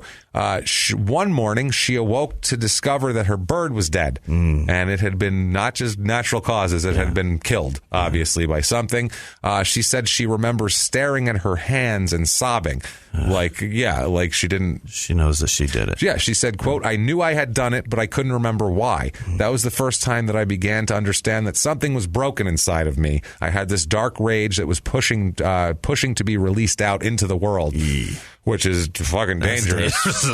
When you hear someone with that kind of fuel inside and they're like, that's ready to be released into the world, you're like, oh, that's a lot to be released. Take it down a notch, Sigourney Weaver. Yeah, let's calm down, Glenn Close. Let's fucking relax, okay? Because this is shit's gonna get crazy very fucking soon here. So that whenever you hear anybody with that sort of fuel, like I said, she's got a big reservoir of a tank of rage fuel, and she is like, I'm gonna spray this shit everywhere. Like a flamethrower. See who gets hit. It doesn't matter. And you can't even... The sad part is you can't even blame her. No. That's the thing. You can't be like, oh, what's wrong? Get over it. It's not like that. It's not a little get over it. It's the worst phrase you can say to somebody that's got that kind of damage. There's nothing you can say other than it's going to take years of hard work to feel better, which doesn't feel good when someone's like, I don't feel good, make it stop. And you go, it'll take years of hard, and it's going to be more painful in the process. It is. It's going to be painful, and then maybe eventually you'll feel a little bit, but I can't guarantee anything. Like, that's a hard process to set yourself forth in. And anytime that there's any sort of loss in your life, you're going to feel like it's a slight against you on everybody else's part. You're never going to be better. No. But, years and years, you might be a little bit better. We'll find out. So that's a hard thing to say to people. It really is. So she says She says she had a relatively normal childhood outside of the molestation, and the mother kind of going back and forth. But I mean, normal in the range of normal. Nobody. She wasn't horribly abused. She didn't get like moved all over the place as a young child, or like, you know, by her parents. She wasn't horribly abused. Obviously, Uncle Rick is another story. She says that she thought her parents did the best they could under the circumstances, their circumstances and hers. She says that obviously she thinks that her uncle created this darkness in her, which clearly. She said, quote, "I think he created a monster inside of me. It's always there," which is frightening when you think of a little girl that's murdering her pets and has this dark rage that she can't wait to release out into the world. It's like the scariest thing to hear on a first date. I would say, there's this monster inside of me. It's always there. So where do you work? How's your rice? Like, no, that's not... What? Is the fish dry? Because mine's a little dry. I'm going to be honest with you. Wait a second. Hold on. I think I got a few bones in my salmon. Did you go to back? Wait a second. Monster inside of you. Yeah, monster. See, it's dry. You want a bite? Try some. I got the risotto. I should have got the baked potato. I'm going to be honest with you, because that looks pretty good. Does that mean it's like in an oven, right? That's a good one. I can tell it's soft inside. The skin's a little crispy. This risotto, Jesus. Overcooked. I'm going to be honest with you right now. No, I said monster inside. Inside of me, yeah. No, what? You didn't hear me? It's a monster inside. It's growing. Right. It's always there. I don't know. I want to release it. I don't know. Could we get the check? What are they? Dessert? Bring out the tray, maybe? I don't know. It's a very uncomfortable first I think she's just flirting real strong and being dirty. Like, ooh, she got a monster inside of her. Monster in those undies. She's got a... Jesus Christ. That was gross. That was gross. Jimmie, by the way, clarification, because people will say, he said that about a little girl. He's not saying that about a little girl. He's saying that about an adult on a first date. He's saying that about a fictitious woman on a first date whose fish is a little dry. That's what she's talking about. So that's what he's talking about. So who hates overcooked risotto. Who hates it. Just fucking just to spot small town murder. Not... Overcooked risotto, not small town murder approved. Not small town murder approved. Stir that risotto. Stir it good. Don't overcook it. This is fun. This is ridiculous. What a mess, man. What a mess here. So, yeah, she's got this. She's got a monster inside of her, which makes sense considering that, like I said, the judge said it was the most physically extreme case of abuse he had ever seen. It was his exact words. The mother, Elizabeth, said, quote, "I never let her stay anywhere except for my sister's house, and I was devastated when I found out, obviously." So she's got all of these things brewing. This is a cocktail. This is more like a cappuccino. Like it really is. And whatever, there's foam going and there's fucking other shit working. And you're pressing fucking. There's so much happening right now. Steam's coming out. And there's a cup with the froth and the thing. It's like Willy Wonka's car. It's exactly what it's like. It's a perfect way to put it. There's fucking accordion things going up and down. Steam's coming out. And wheels are fucking, one's bigger than the other. Then whipped cream hits you in the fucking face. Man, Jesus Christ. That is horrible. So all of this horrible shit has happened to her, and there are consequences for that. Like we've said, there's a monster inside of her. Right. And how does she express this? No. Well, at the age of 12, she joins a satanic cult, which is one of the, I guess that's one of the ways you express your monster inside of you. I don't know. They all have one too. It's one way to do it. Yeah. Everyone in there probably has a monster inside of them, I feel like. Like-minded. Exactly. And I don't know, if you're into Satan, maybe you don't have a monster inside of you, because it's a weird thing, but if you hear like the people who are like modern day Satanists and shit, like they're like, look, man, this is. We'll get into what they're about, because they're just like, no, we're not like fucking worship the devil. We're like, believe in yourself and shit. Like, it's really weird. We'll get into some quotes later. Look, man. Look, dude. Listen, bro. I feel like that's how they start their pitch. Listen, you've got a pentastar on your forehead. Listen, bro. All right. Check it out. She says about the cult, quote, "I kind of slid into it, but they weren't just into Satan," which is good. They were also into hating minorities, too. So that's, I like the fact that she uses also. And, she is hating minorities is what they also are into. So it's not all bad, she's saying. Look, I get the Satan stuff's a little dark, but we also hate Mexicans. So, I mean, there's that. It's not all bad. Like, that's how she put it, though. Yeah. Like, I mean, that's good, right? Yeah. I mean, we're all supposed to get together and hate minorities. That's fine. The rest of it, though, is a little shady. I mean, there's Satan and all a that. lot of fellowship in hating Vaughn. Yeah, that's how it works. She said that Satanism was such a positive influence in her life. She said it really was. It helped her to harness the darkness inside of her. She said, quote, "I worship a dark entity, but just because it is dark doesn't mean that it is bad, obviously." So, duh. Fucking duh. That's a lot of effort to hate Jesus. You even hate the ethnic minorities that name their children Jesus. Yeah. Hate you too. That's why she hates them. Yeah. They're naming their kids Jesus. We got to stop this now. Damn it. They're going to spread it. So much effort. You have to name it Satan, I think, instead. And then she'd be thrilled with it here. So she says this teenage year, she's in a satanic cult. She hates minorities, and she's in and out of treatment facilities like crazy, both for mental issues and because by 13 she's hooked on heroin also. Wow. So now molestation, Satan, heroin. Whoa. This is a fucking dead birds. Down, This is she's 13 so far. This is what we're at right here. So as you can imagine, the story gets a little wilder. What was the gateway drug that got her to heroin, or did she just go right to heroin? I think people she was hanging out with were into heroin, and she was like, "That looks good. I'm in. I'm in. Yeah, I mean, I don't know how much gateway you'd have time for at 13. Yeah, that's my point. It's like that's a fucking really narrow fucking. She didn't go up the line. Yeah. She didn't have some booze, smoke some weed, drop some acid, eat some mushrooms, have a cigarette, drink. Maybe she snorted a line once, and she did that, and she's like, "Can't jam that in my arm." She was like, "Heroin, yeah, that sounds good. That's the one." They were like, "You got a monster inside you? I got the cure right here." And she was like, "All right, here, jack me up, chase this dragon. Let's do it." She grew up struggling with drugs all through her teenage years, and obviously behavioral issues. Her father says, quote, "Miranda lives in a fantasy world made up in her own mind. She craves attention, is selfish, dishonest, and manipulative." Wow. That's her father said that about her. Fucking 1 star. That's a bad Yelp review right there. That's worse than the people's review of this town. That's my review of my daughter. Right. North Pole, Alaska's this, and my daughter, manipulative, liar, dishonest. Oh, my goodness. He just said terrible person, which is awful to say about your daughter, but a lot of it's true, as we'll find out. Also, Dad, that's kind of your bad. You know what I mean? Like, yeah.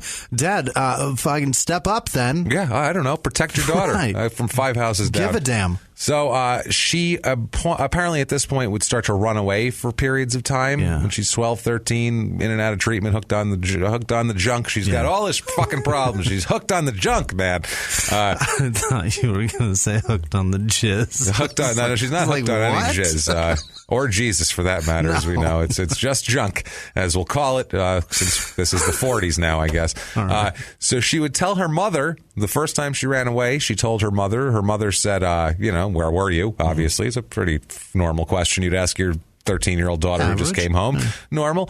She tells her mother calmly that she spent her time as a runaway prostituting herself to survive. That's what she tells her mother at 13. She's honest. Yes. She also claims, she says this very matter-of-factly. Dad says I'm dishonest, so I'm just going to be super honest. I've been prostituting myself. Not only that, I met an older man in my travels in the satanic group here, an older man named Forrest, who is now my ruler. Oh, boy. Is what she tells her mother.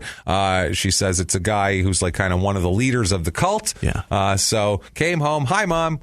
Good to see you again. Yeah, I got back. No, I've been eating and stuff. I brought my sweater, but I have been prostituting myself to survive, and now I am now owned by an older satanic leader. That's a problem. He's my ruler. He's my ruler, actually. You know in that parent handbook where number 1 fear is your child gets molested, and then number 2 is joins cult, is a prostitute and is hooked on heroin. Ruled by an older man. Yeah. I'm going down the checklist. We're going down the checklist. So, first ballot Hall of Fame mom, worst mom ever. Good job. Right. Good job. A1. Yeah. Great parenting. E for effort. Right. So, Forrest is her ruler. Now, her mother says, quote, "I asked her what the hell she was talking about," which this seems fair. That's the first question. What the hell are you talking about, Forrest, as your ruler? What the fuck is happening to you? Insane. So she says, and she told me that this man owns her and she has to do whatever he says. Quote, "She said he branded her by carving a swastika on the back of her neck and his name on her thigh." At 13 years old. She has satanic carvings. Now, the mother says, quote, while I don't recall exactly what the carvings were, I can confirm that she showed me very large cuts on her thighs and other part of her body as well. They were not all straight lines. She told me they were related to the gang she was a part of. I didn't take note of it. I don't know. You know how it is when your kid's got fucking knife wounds all over them. You don't take notice of shapes, really. How much of a Holocaust denier do you have to be to actually act like you don't know what a swastika is? I don't know. I don't recall. You've seen that before. And I can't read the word forest, apparently, either. That's a problem. Now, the father says that once all this stuff with drugs started happening, we locked our house down, which they locked their house down to the point where she had to just run away for days at a time and join cults that way. So the father's trying to act like he laid the law down, which he didn't, and then he ended up moving to Florida. So it's... See, I'm starting to see something, though. Like, she tells, and her sister tells what happened. Yeah. This guy goes to jail. Then they lock the house down and make her live in a... She feels like she was the one that was punished for what happened to her. Well, yeah. And now she's rebelling. That's what she feels like. Yeah, well, they locked the house down after she said, I did a bunch of heroin. Oh, okay. All right. It wasn't before. All right. He said once all the drugs... Oh, gotcha. She came home and was like, yeah, I'm in a cult and I do a bunch of heroin and I've been prostituting myself. He's like, lock the fucking doors. Lock it up. Check the back fucking door. She knows where the back door is. Jesus fucking Christ. Bars on the window. Come on. God damn it. Jeez. So that's what ends up happening. But still, she probably still feels like that, though. That, like, now she feels like I can fucking take care of myself. Obviously, I made it through being all this molested with nobody fucking helping me in the justice system, not locking this asshole up. So I got to take matters into my own hands, and no one's going to fuck with me if Forrest and his knife are next to me. So that's... And I just did all the most horrible things in the world, minus murdering somebody or touching children. Yeah. And I made it back home safe. Yeah, here I am. I did all the most dangerous lifestyle, and I'm back home, so I'm fine. Now, her father said, quote, but she was able to talk the doctors into letting her out of treatment. She is very good at manipulating people. She is the most manipulative person I have ever known. That's her father, who's like 50 years old at that time and has never met a more manipulative person, which is frightening here. There's a friend of hers talks about how her parents tried to keep her in the behavioral center to try to fucking help her, I guess. Now, her friend says, quote, she would run off for a little while. Her parents would go and look for her, and she would turn up a couple days later, and then they'd put her into the North Star for drug and behavioral issues. She was in and out of there throughout her teenage years. So that's all it was. It was just a cycle. You come back, we put you in the center, you talk the doctors into letting you out, you come home, you fucking escape, it's just over and over. Revolving door system that doesn't work. That's it right here. Her friend said, quote, I put it down to her having a rough childhood. She hit her teenage years and she faced the normal peer pressures. I don't think she got the help she needed at North Star. Clearly not. And we'll find out from the story. Definitely not. Oh boy. There's she was a girl at the time, a woman now, who shared a room with her at this North Star center. She said about Miranda, quote, she's definitely intelligent. She observes people. When I was in the treatment facility, she would intuitively understand aspects of my personality that a lot of others, including doctors, wouldn't notice. So they say she's very smart, and if you're manipulative and you're that kind of person, you do pick up on shit like that. Those people are the most intuitive about shit because they have to be, because they're predators. I mean, that's just the way it is. Right. Yeah, that's the only way they can get people into their web. Now, during all of this, the father ends up moving to Florida. Yeah. The parents separate permanently, and the father moves to Florida, which I love this, what we've been calling this. Florida is the thawed-out Alaska. That's what we found out. We discovered that, and we were like, holy shit, it's perfect. There's fugitives and molesters and weirdos, and that's where people go to run? Right. It's perfect. Alaska is frozen Florida. That's it. Yeah, I swear to Christ. If it warms up, they'd stick a Disney World in there in 3 fucking seconds flat if it warmed up. I swear to Christ. Caribou is an Alaskan gator. That's what it is. That's exactly what it is. Perfect. So Elizabeth stays with the daughters in Alaska here. She, at this point, now the father's gone too, she starts hanging out with a bunch of older guys. Because the cult, shockingly enough, isn't 13-year-olds. No? It's a bunch of older dudes who are more than happy to take in a stray 13-year-old that they can have sex with and drug up on heroin. So this isn't a story about the devil's little rascals? No. Sadly, no. Her mother said, quote, she would be gone for days at a time. I would be out on the streets looking for her. She said she'd come home with stories that were hard to believe, which I think I'd believe a lot that she says at this point. She said that she would be cutting herself at this point, Miranda did. She said, quote, one time she cut herself so deep it was to the tissue, which is fucking horrible.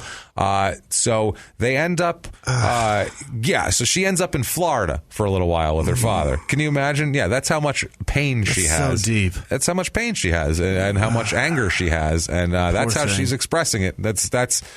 That's deep. That's a deep expression to when get you down cut that deep, it widens. Like it's so bad. She's doing that. So shitty. It's fucking awful. Don't do that, people. Don't Stop that. That's not. Doesn't. I know that's not impossible. Stop doing it. Yeah, it's not going to help. They realize that that's not helping. You're not supposed to. But God damn it, stop it, please, for your own good. She moved with her father for Florida briefly, and her father said, crying, quote, she would walk on the docks and piers and smoke weed and sleep with all the guys she could. So and her father would go out and look for her and try to find her all the time, and she'd find her walking around the piers looking for sailors. It's like, holy shit. Imagine at the Florida piers, the sleaze that you're going to encounter there.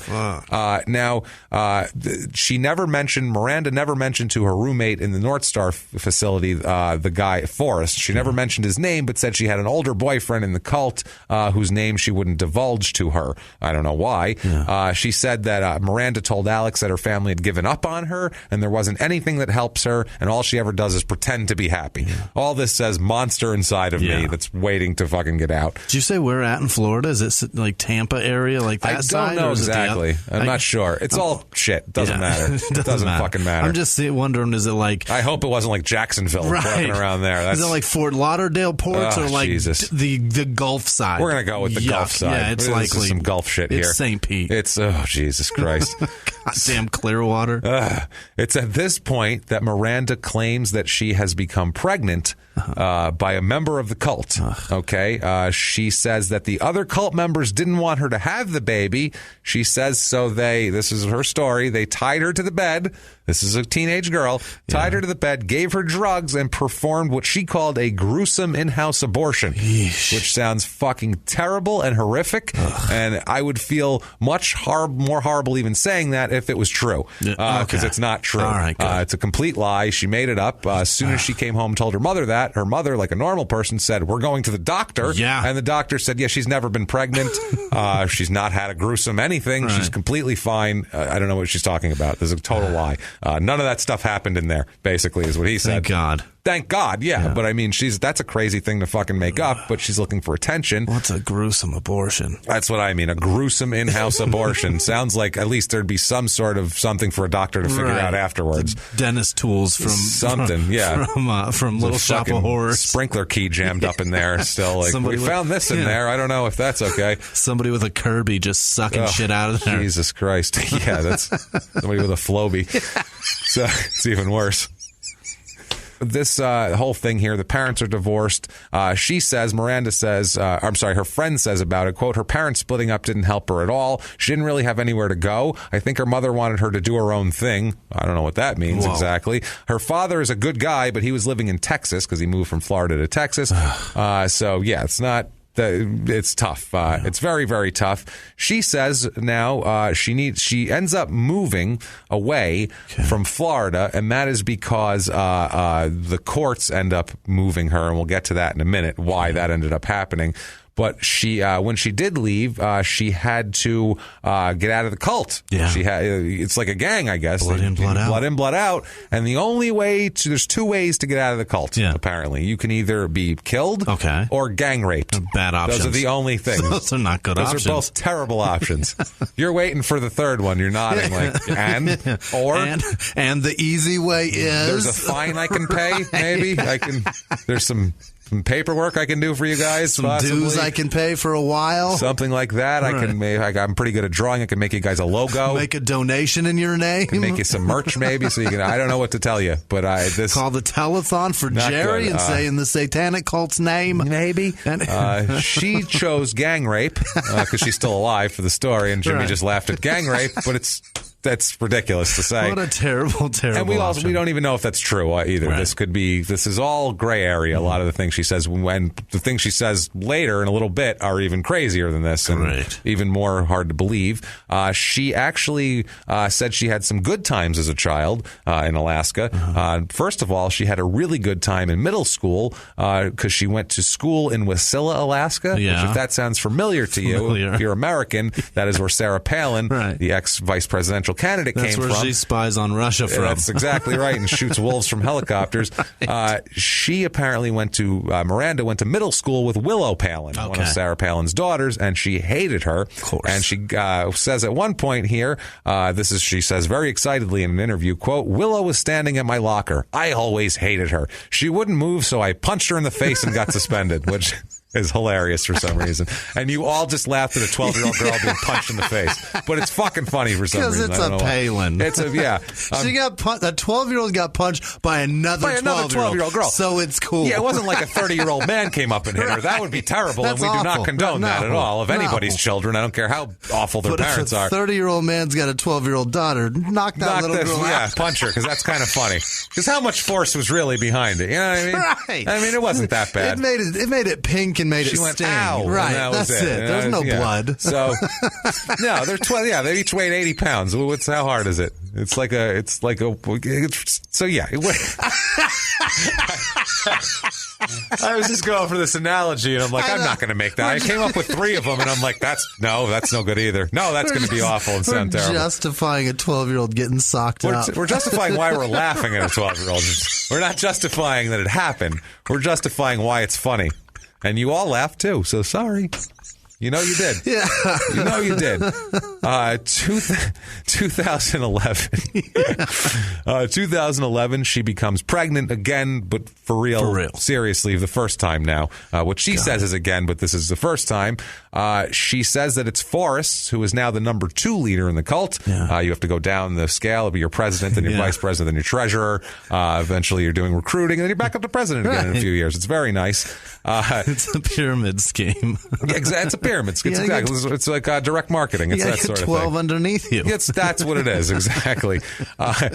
She says that Forrest is the baby's father, but that doesn't matter anyway because he was murdered. Yeah. So, sorry. He's murdered now, so I don't know what to tell you. He's gone. Miranda's mother, on the other hand, after she had the baby, said, quote, "He's not dead," about Forrest. He's not dead. He's actually trying to contact her, trying to find out where the baby went the whole time she's been pregnant and left Alaska. Wow. So not dead at all. She made that up. Now, March 2012 is when she had to leave Alaska, like we were talking about, and get out of the cult in the way she said. This is a court order. The court orders her to be placed in the custody of her uncle while she's pregnant here because she had not that uncle. Okay, this is a different uncle. Okay, exactly. That was a joke. I know you were like, no, not Rick. Yeah, they gave her to Rick in prison. It's just her, and they share a cell. Oh boy, no, they give it. This is a completely different uncle. How bad of a life should that mom have to be providing that they're like, she's going to live in the prison with this guy, with the molester guy? Don't worry, he's got a book. It's fine. No, fucking horrible. He knows what he's doing. It's fine. Jeez. How terrible is that? No. Holy shit. Different people. He says he's got a book on how to be a better uncle. He said he's a great uncle. You heard him in court. He's a good father, great uncle, family man. I don't know. Holy shit. So this is crazy because the court orders her into this, but this guy is the complete opposite. This is her mother's brother, and he is as square as comes. Love him. He lives in North Carolina, and his name is Arlen Fletcher. You bet. Arlen Fletcher from North Carolina. How you doing? It's near Coates, North Carolina. Arlen Fletcher, Coates, North Carolina. How you doing? You going to be at church this week? Because we're going to have a heck of a service there. I'll tell you, boy, I'll tell you what, it's going to be something special. That's Arlen Fletcher. Yeah. He's got a flat top. Yep. He's got a fucking plaid shirt with suspenders that actually hold his pants up. They're not fashionable. No. He needs to hold his pants up. Those pants are a little big. Because he's got, you never know. Maybe he's going to have a big meal. He doesn't want to fucking have to buy new pants. That's how Arlen operates. Also, his closet looks like Jim Varney's Ernest closet. Yes, exactly. It's same stupid 13, fishing hat. It's 13 of that stupid stupid shirt, 13 of those stupid pants. And his best friend's name is Vern, so it actually works out very well. That's a very old reference from a childhood commercial. So anyway. He was amazing. Vern. So anyway, Ernest was good shit. The guy was a comic. He was a fantastic comic. And then he developed that stupid shit. He didn't and develop made $1 shit. billion. That was actually a marketing company came up with Ernest as an advertisement for some local business somewhere, and then the character blew up, and then I think it was Sprite. He was on Sprite commercials or something, and they bought it. Next thing you know, he's in 5 fucking movies, and then he dies of cancer. All equally awful. Then he dies of cancer. Yes, that's true. Ernest goes to jail, though. Super rad movie. Ernest goes to jail. There's a lot. You can watch the Ernest movies. They're fucking watchable. Ernest Goes to Camp is definitely the best one. They're definitely watchable. Yeah. That's sad. Like, I remember sitting as a kid, just sitting there watching the damn Ernest. So bad. Eating a devil dog and watching Ernest. And I love them. Yes. Devil dog is an actual thing. It's not a satanic thing. They are beautiful. They are. They're so Drake's good. cakes. That's the one thing about I can't wait to be in New York because I get Drake's, I get coffee cakes, and I get my favorite thing in the world, which is devil dogs. Devil dogs are terrific. Damn it, they don't sell them anywhere. I know. It's fucking New York. You can get them online. Yeah, the shipping's insane, and I'm like, I can't afford devil dogs. Yeah. Why can't I afford devil dogs? Shipping's more than the devil dog. I literally can't afford Drake's cakes. That's fucking terrible. I want them, and I can't have them. So in New York, I will have them. Fantastic. So she says here, she leaves the cult. She goes to North Carolina. She's pregnant as shit. She says that when she left Alaska, she was a high-ranking official in the satanic world. Yeah. Now she's just, she says now, though, when she got to North Carolina, she's trying to turn her life around. Got it. Which, good for her. Yeah. And it looks like she is turning her life around. There's very little Satan involved. Great. She doesn't run away. She doesn't do heroin. Good steps. I don't know what it is about Arlen, but Arlen harnesses the best in this girl, at least for a little bit here. She's pregnant. She gives birth to her baby girl. Okay. Her name is Aria. And it's funny, too, because there's pictures. I found Facebook pictures of her, at her Uncle Arlen's wedding. Yeah. And she looks bright and cheery. Yeah. She doesn't look like she's, Satan-y at all. Or girl. She doesn't look like she's got, she's on the she doesn't look like she's on the shit. Right. Like she's not doing a dope fiend lean in her chair. She's just happy, hey, we're having a good time. There's no monster inside me. No monster. Monster's gone now. But so she has that. She settles in with her family. She enrolls in college. Weird. Yeah. There's a picture of her pregnant petting a horse. Yeah. Which is the most innocent picture I could possibly see. It's this pregnant woman, but petting a horse. She looks as innocent as possible. Shit parenting. You got to get away from horses when you're pregnant. Probably. What if that thing kicks you? Right. She's petting its face here anyway. Okay. But, so after she gives birth, she posts lots of pictures on Facebook of her daughter, like a normal mom would. And you do that. She tries to, like I said, she enrolled in college courses, which you would never expect out of her. Right. She gets a job at a grocery store. She's doing well. This is good. That's why you sent her there. This Union is exactly work, that's awesome. Yeah, this is exactly what you wanted her to do. Yeah. Go there. Don't do heroin. Right. Stop walking around the docks. Right. Fucking have your baby. Get a job. Go to college. Figure out how to raise your girl. Right. That's what you want out of this girl. And then she meets a guy. Okay. She meets a guy. The guy, though, has a pregnant girlfriend also. Okay. Which is weird. She has her baby, and then she meets 22-year-old. Now, his name, I'm going to spell it because it's the stupidest goddamn spelled name ever. Elytte. Okay. Elite? Elite. Elite. Someone tried to spell Elliot and fucked it all up. It's either that or somebody's like, we're elite. Somebody saw it. So.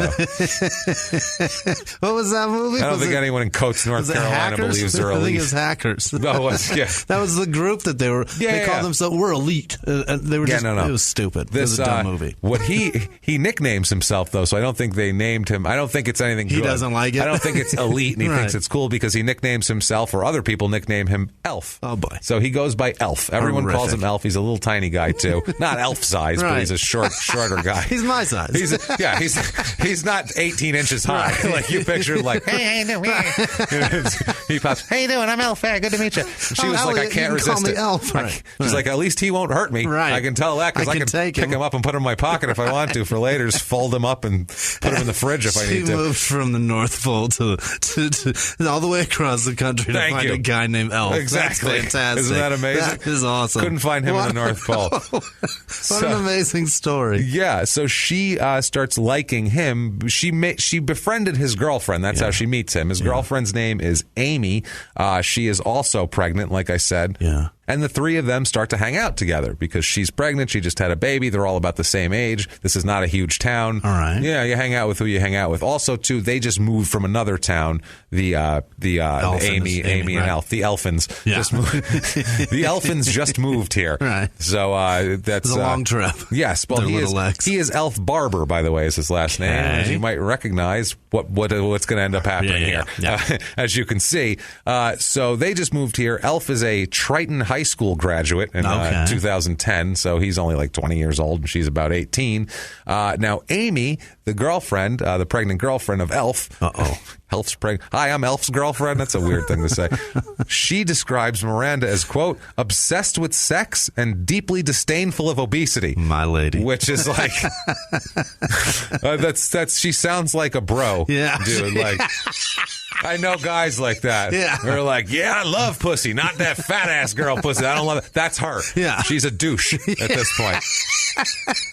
I know she's had a hard life and she's a victim, but she's turned into a douchebag. I'm sorry. Right. She's kind of a douche at this point. Amy says that Miranda hated overweight people, quote, with a fiery passion. My Christ. Which sounds like, I don't hate anything besides American Airlines and Skip Bayless with a fiery passion. And really. kid touchers. And kid touchers, obviously. I meant things in my realm. Oh, okay. Yeah. Kid touchers, obviously. That goes without saying. That's not in your bubble? I try not to. I don't associate with a lot of kid touchers. It's not happening in your orbit? No, not usually. I try to avoid them. Should I start hanging out? I got to find the kid toucher bars. I don't know where to find those exactly. I'm out of the loop here. I have a feeling Skip Bayless knows. He fucking definitely knows, that frosty-haired douchebag asshole. That's right, Skip Bayless. You almost called it Spick Bayless. No, I almost called him Spit Bayless. Okay. Actually. It's like, Jesus, James, take it easy. You know what? That'd be great, because that would be an insult to him. He would hate that. He doesn't want to be called that. I wouldn't say that anyway, but also not in my wheelhouse. Really. Right. So anyway, she also says, Amy, about Miranda, quote, I know Miranda loved sex and sexual things. Mm-hmm. We were all together one time and she was touching hot wax and began to moan like she was having an orgasm. Which is interesting. And to these young North Carolinians, that's a little out of the norm for them. But in a satanic cult, she's pretty normal at that point. She's kind of a prude, I think, considered at that point. Now this is great. Amy she says that Elf was also into Satanism, also a little bit, but not that much. But Amy she's going to tell you what it's all about, okay? It's not about Satan. Here, it's not even about hating minorities, apparently, in the South. She says, quote... That's a given. That's a given. Quote, Satanism isn't about being scary. It's about believing in yourself and not oppressing the instincts you were born with, which sounds exactly like Hulkamania. I think that's the same tenets of Hulkamania, I believe, if I'm not mistaken. So Satan mania is running wild. I believe it's say your prayers, eat your vitamins, believe in yourself, believe in the power of Hulkamania. I believe that's pretty much the same thing. Believe in yourself, believe in the power of Satan. Same shit. So Hulkamania got his tenets from Satan. Right. So fucking Hulk Hogan, evil. Think about that next time you see him out there. Bad man. At a commercial or something for whatever the fuck he does. 1-800-LONE-MARK. That's what I mean. Who knows what the hell he's doing nowadays. Next time you see him out there saying brother every other word, think about that shit. Think about, you can see his eyes. Just think about them being red. Yeah. Yeah, Satan. Satan Hogan. That Hulkamania was written in red, too. It was. Across his chest. That's chicken blood. Yeah. He knew.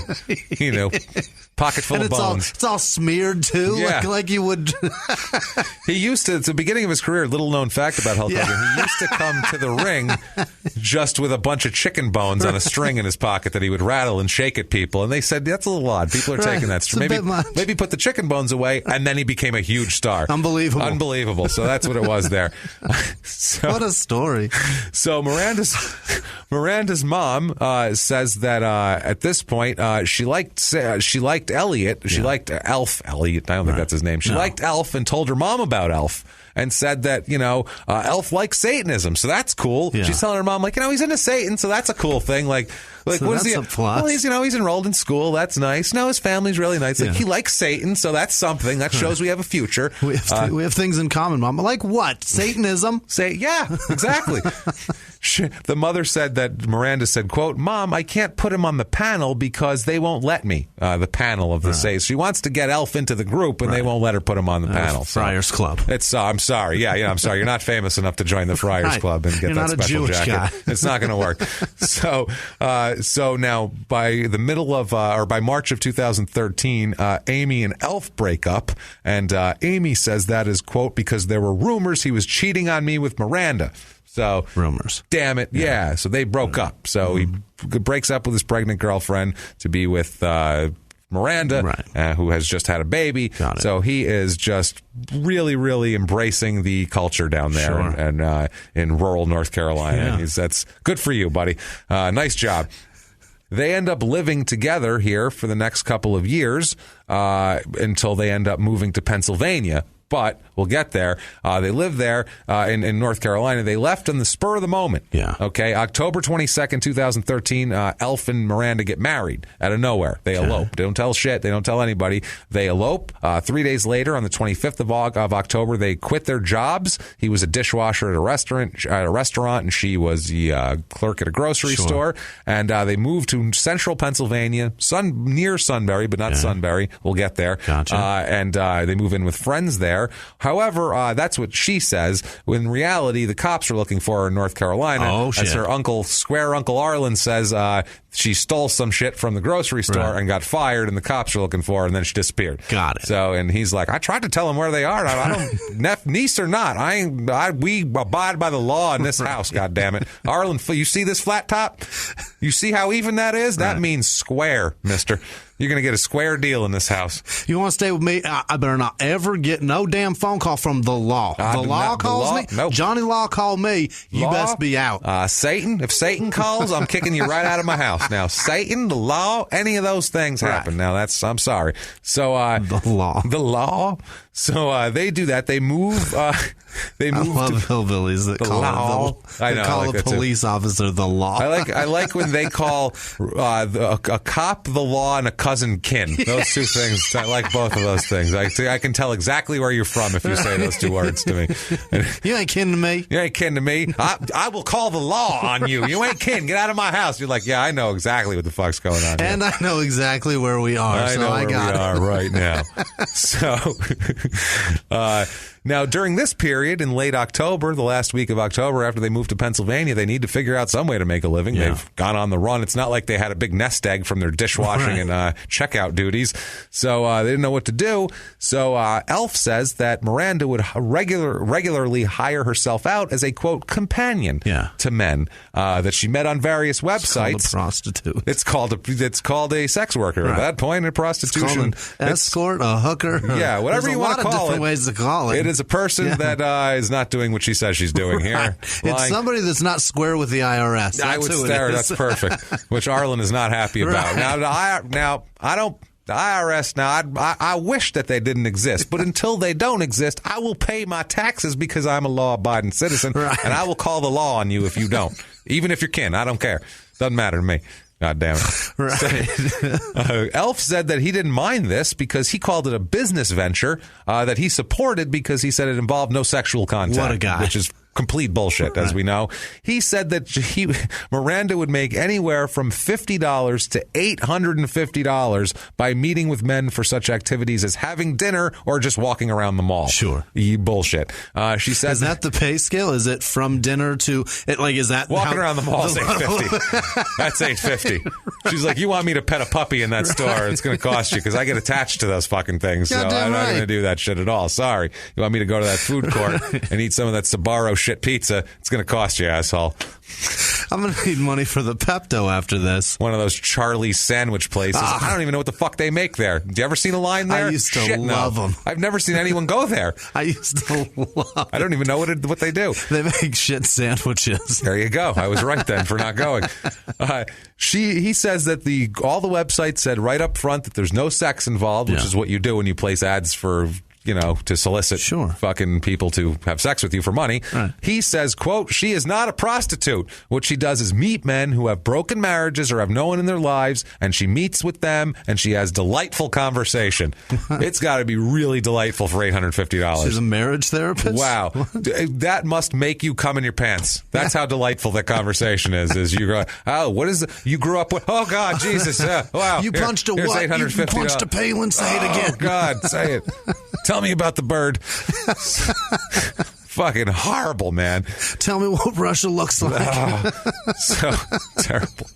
So they keep putting up these ads, and they put up a few different ads, and she meets a bunch of men. Through November, about the 8th to the 11th, she places ads, and a few men say they're going to show up and then never show up. The meetings never occur, which happens, I would assume. In this, Johns are unreliable? And I'm assuming, too, they're setting up a deal with her for $300, and then they're hitting up the next one to see if they can get it for $250. Right. Can I get half a mile closer and $50 cheaper? And they're looking through. That's the thing now. You can really shop around for someone like that. Whereas back in the day, it was whoever was standing there. Right. Now it's like, that's a little far. It's a little expensive. It's a benefit of a population boom. That's what it is. It's the internet right there. It's technology. Supply and demand, babe. Finally, on November 11th, there's an ad and a man shows up for it. Yeah. And this man is Troy LaFerrara is his name. He's a big guy. He's a big 6'2", 280-pound, big, heavy-set Italian guy. Yeah. He looks exactly like he sounds. Yeah. He's a contractor. We'll find out a little about him here. He grew up in Port Trevorton, Pennsylvania, went to high school there. He attended Penn State University. He got a bachelor's degree in civil engineering. Then he went on and he got his professional's engineer's license, his professional land surveyor's license, and his sewage enforcement officer license. Wow. This guy knows building codes. Yeah. He knows some shit. You put up a building, he'll tell you exactly what the fuck's wrong with it. That's all. We know that about this guy. He's one of these big Italian contractor guys that shows up on the work site with a dress shirt on. You know what I mean? And he's tells you shut this shit down. What the fuck look at this fucking idiot. What is that? What do you do? That's not fucking plumbing. Right. Get over here, you fucking moron. Supposed to be 4-inch. Hey, fungal. And he's pissed off. So at the time, I'm having sausage and peppers. You better get that shit fixed by the time I get back. The time I get finished eating, hold on a second. I'm going to take another bite. By the time I get finished eating the sausage and peppers, you better have that. Hold on, this is pretty good. You better have it done. It's all. I'll be done really soon. I got to tell you, because I'm going to eat this whole fucking thing right now. It's delicious. It's beautiful. So this guy here, he is a senior resident engineer at the Lycoming County landfill, which sounds very exciting. Sounds like he smells like shit most of the time, or maybe he's in a little shit pill box. Shack, that keeps the shit smell out. He's there. He was also on the Chapman Union Sewage Authority and was a member of the Port Trevorton Township Board in 2011, serving as their roadmaster. I don't know what that is exactly. When they take their act on the road. A roadmaster. Take this shit on the road. I was like, roastmaster? No, that says roadmaster. I didn't get that when I first read it. He's a big-time hunter. He's always in the woods hunting. He was a big archery hunter. Man's man. Guys he's a man's man. He can build a house and then go kill some shit and eat it. I don't know. I guess I'm not into hunting, but if that's what you're into, he seems to be good at it. And he likes it. As long as you eat it. Yeah, exactly. He would shoot, clay shoots on the weekends to practice. He just liked doing shit like that. He was into it. And that's central Pennsylvania. Yeah. That's what that is, man. Yeah. Like I said, I had cousins that live outside Scranton, and they owned a bar, and we drove to and from it through the woods. He goes, hey, you drive through the woods, you get as drunk as you want, and nobody will bother you. It's like, because you're in the fucking woods. That's why. No cops in the woods, really? Fucked logic. Flying through a trail in the woods. And I'm like, there's in the dark. Right. I can't see shit. Right. With shit hammered. We're fine. Don't worry about it. What the fuck is wrong with this road like the back of my hand? What was that bump? Oh, it's a bush. That's Pennsylvania, yeah. That's what they had there. The bar was called the Oasis. And they'd be like, we're going to go on down the O. Come on down. We're going to go on down the O. And it's like, what? No, I don't want to go down the O. That's through the woods and it's scary. Fuck you. Crazy people, man. Got to go on down the O. So he had a wife, Colleen, that he married in June of 2011. They had an 8-year relationship. So they've been together about 10 years at this point, him and his wife. And I guess maybe things are a little stale for him because he is... smidge on the boring side. He's going for some outside action, we'll call it at this point. Some back page? Some back page. Yeah. They have no children, though. He doesn't have any kids, so you can keep that in mind. This was an ad offering, this was $100 for companionship. Okay. Quote, companionship is what the ad said.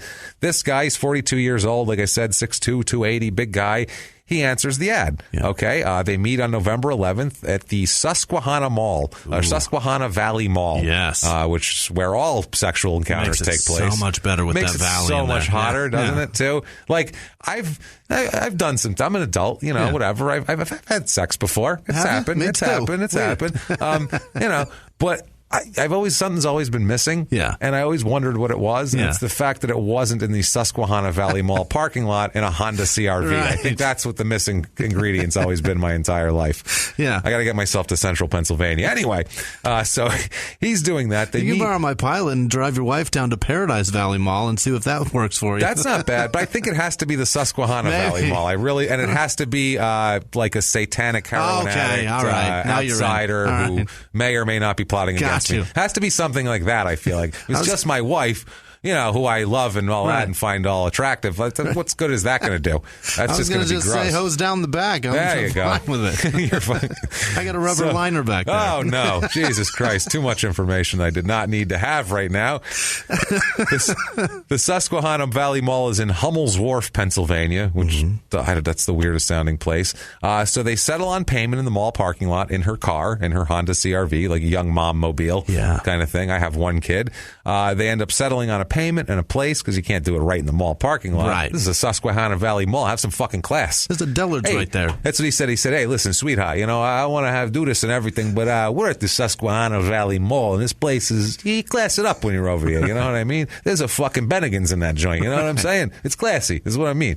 We'll go get margaritas afterwards, but we're going to keep it nice. The Ruby Tuesdays on the other side. There's a fucking Ruby Tuesdays. What's wrong with you? What are you going to do it right here? No, this is fucking the people are eating. Get out of here. There's children in there. There's fucking children in there. So they end up going here. They drive 6 miles to Sunbury, Pennsylvania. Beautiful. And we end up in Sunbury an hour fucking 45 into the show. But we're there.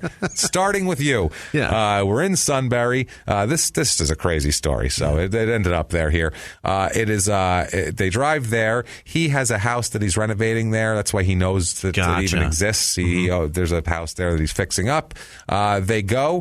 Problem is, while they're driving, for him, he's like, all right, this is going to work out. Yeah. What he doesn't know is there is somebody in the back seat under a blanket. Oh, boy. It's an elf. Be careful. He's going to jump out. He's going to get him. They're scary little fuckers.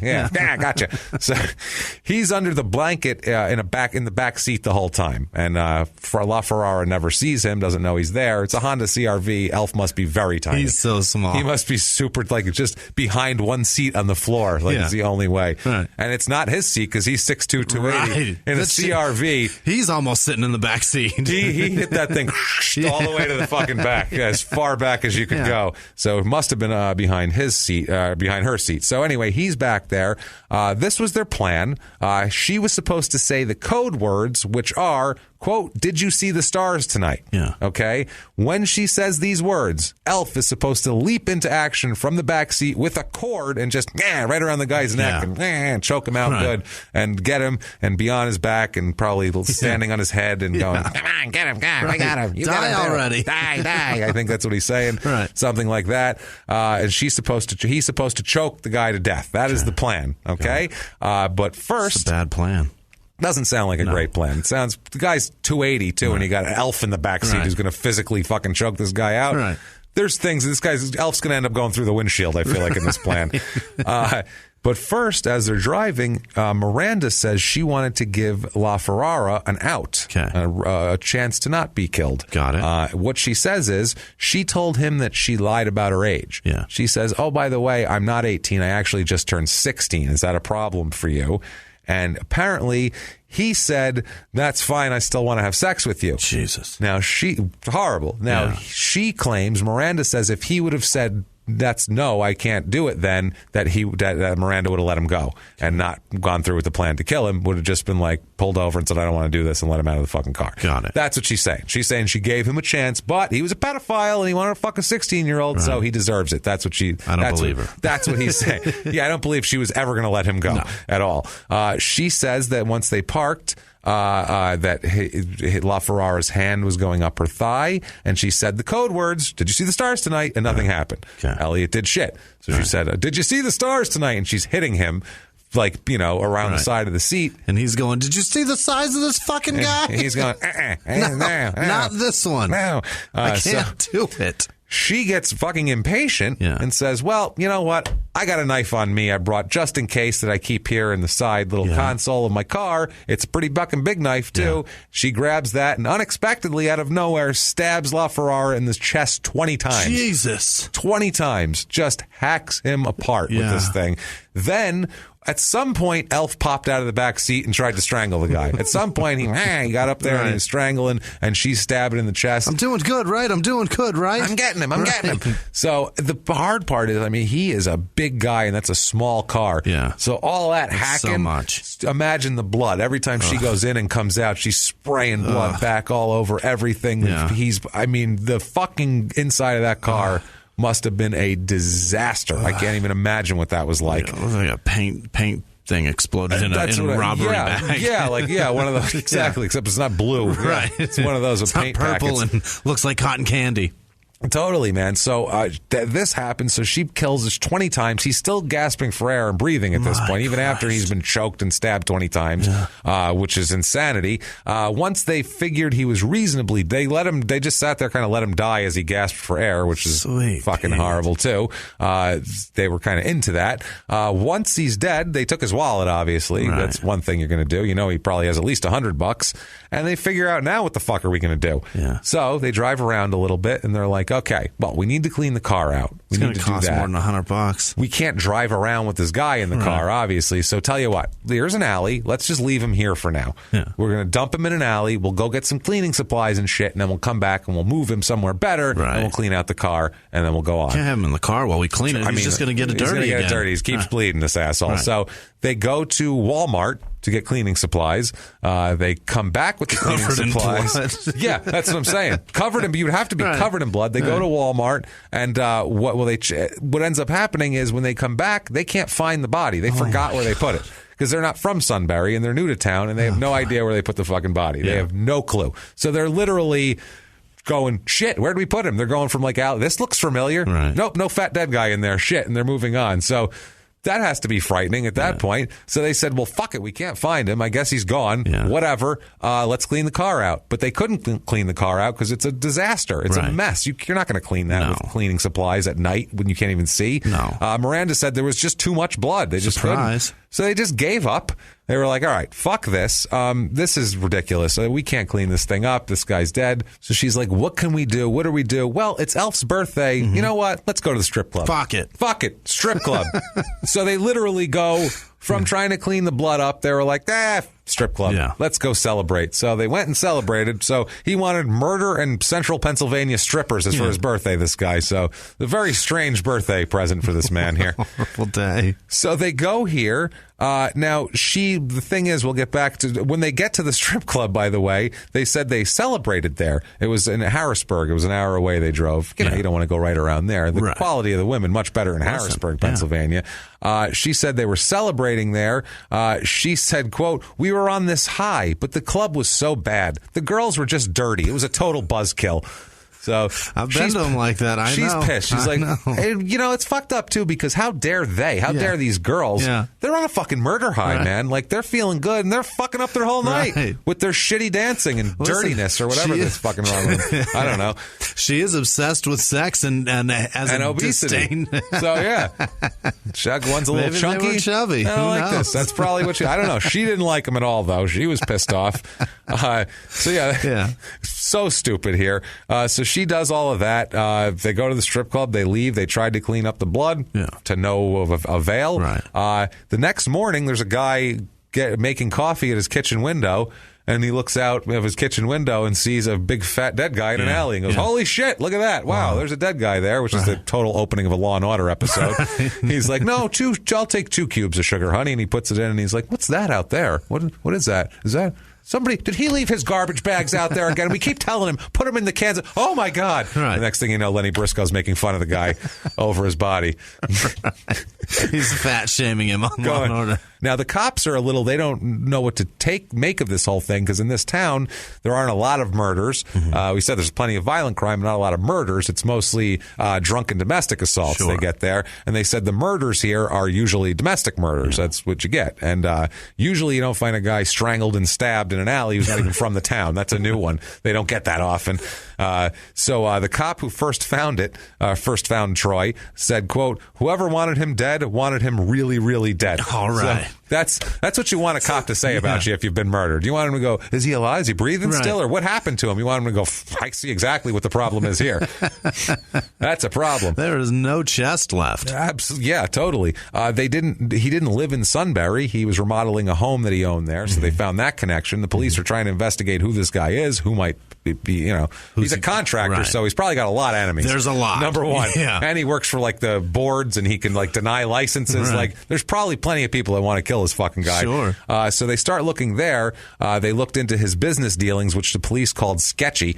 So he had some sketchy shit going on. They're like, okay, there's plenty of people that might want this guy dead. Usually not in such a personal way. Usually the mob doesn't do 20 stab wounds to the chest. It's usually a little more organized. Right. That would be it's usually one swipe across the throat, a shot, something. Couple of shots in the face. Not not this weirdness and then dumped in an alley. Right. That's a weird. If they wanted him to be found, they would have dumped him in a more open place, and if they didn't want him to be found, he wouldn't be in a fucking alley. You wouldn't find him. Or you would decompose 6 months later in the woods or some shit like that.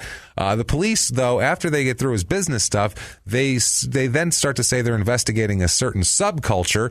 At first, the town didn't know what they meant by that, and then they said they found out when they saw literally every stripper in central Pennsylvania being paraded in and out of the police station for a week, being questioned because Troy likes the ladies. Yeah. He likes to pay to have ladies do things to and with him. Right. That's what he's into. The guy with shady dealings, business dealings, that's what they kind of dig. Yeah. I feel bad for Colleen. I did his too. wife. That poor lady. 2 years they're married, not even 2.5 years. So they keep police begin interviewing all these local strippers. But then they start, when they look through his cell phone, because in his cell phone there's all sorts of women he's talking to, and they kind of go through a bunch of them and question them, and they just say, well, I didn't kill him. And they're like, all right, well, I guess cheating. They have to go through everybody. Right. And they find all sorts of text messages and everything to Miranda, through Miranda. So they want to find Miranda. Now, they're saying, too, if they would have left Elf and Miranda, they probably wouldn't even have followed up on that. They probably would have been like, there's one girl we didn't talk to. I don't know, whatever. They don't have time to deal with that shit. So if they left, it probably would have completely over with. But they stay and they hang out around here. Instead, they resume their lives like nothing happened. November 19th of this month, she posts on Facebook a picture of her new wedding ring. Oh boy. Which I don't know how many malls she walked around to fucking get money for that, but they're poor as shit. It's a lot of mall walking. And she got a wedding ring from Zales. Another one, she says, quote, "Oh wow, 4 exclamation points. It's finally here, 3 exclamation points. Snow, all capital letters, 4 exclamation points. Happy holidays to me. Happy holidays to me. Happy holidays to me. 3 exclamation points, and then yay, 2 exclamation points. She's seen snow before. You're from Alaska, asshole. Yay is the exclamation. That should have the most exclamation points, not the least. That's the big word. Makes no goddamn sense. That's the good word. She joked about trying to cook dinner, saying that, so many things. New things this year I'm trying to cook for Happy Thanksgiving. We'll see how it works out. Maybe it'll be Chinese food night. Ha, ha, ha. She actually said ha, ha on it, too. Everything she writes has an exclamation point except ha ha. There's no ha ha. Nothing? Nothing. No punctuation on ha ha whatsoever. What a jerk. It makes it sound like ha ha. It's very, very much different. Creepier. If I fail at this, they're having Chinese. Ha ha. I'll make Chinese people, is what I mean. I'm going to make them into food. So the police follow all this, and they figure out Miranda's the only one. Yeah. She's the only one. Everything works out to where they're looking at her. Yeah. And on December 3rd, 2013, she is arrested. They take her baby to social services, which then becomes a huge custody battle between her father and Uncle Arlen. Okay. And I want Uncle Arlen raising this baby. God damn it. Yeah. I want Uncle Arlen, definitely. The authorities are trying to figure out who the baby's father is, and she says he's dead, and then the mom goes, no, he's not. And they're like, Jesus fucking Christ almighty.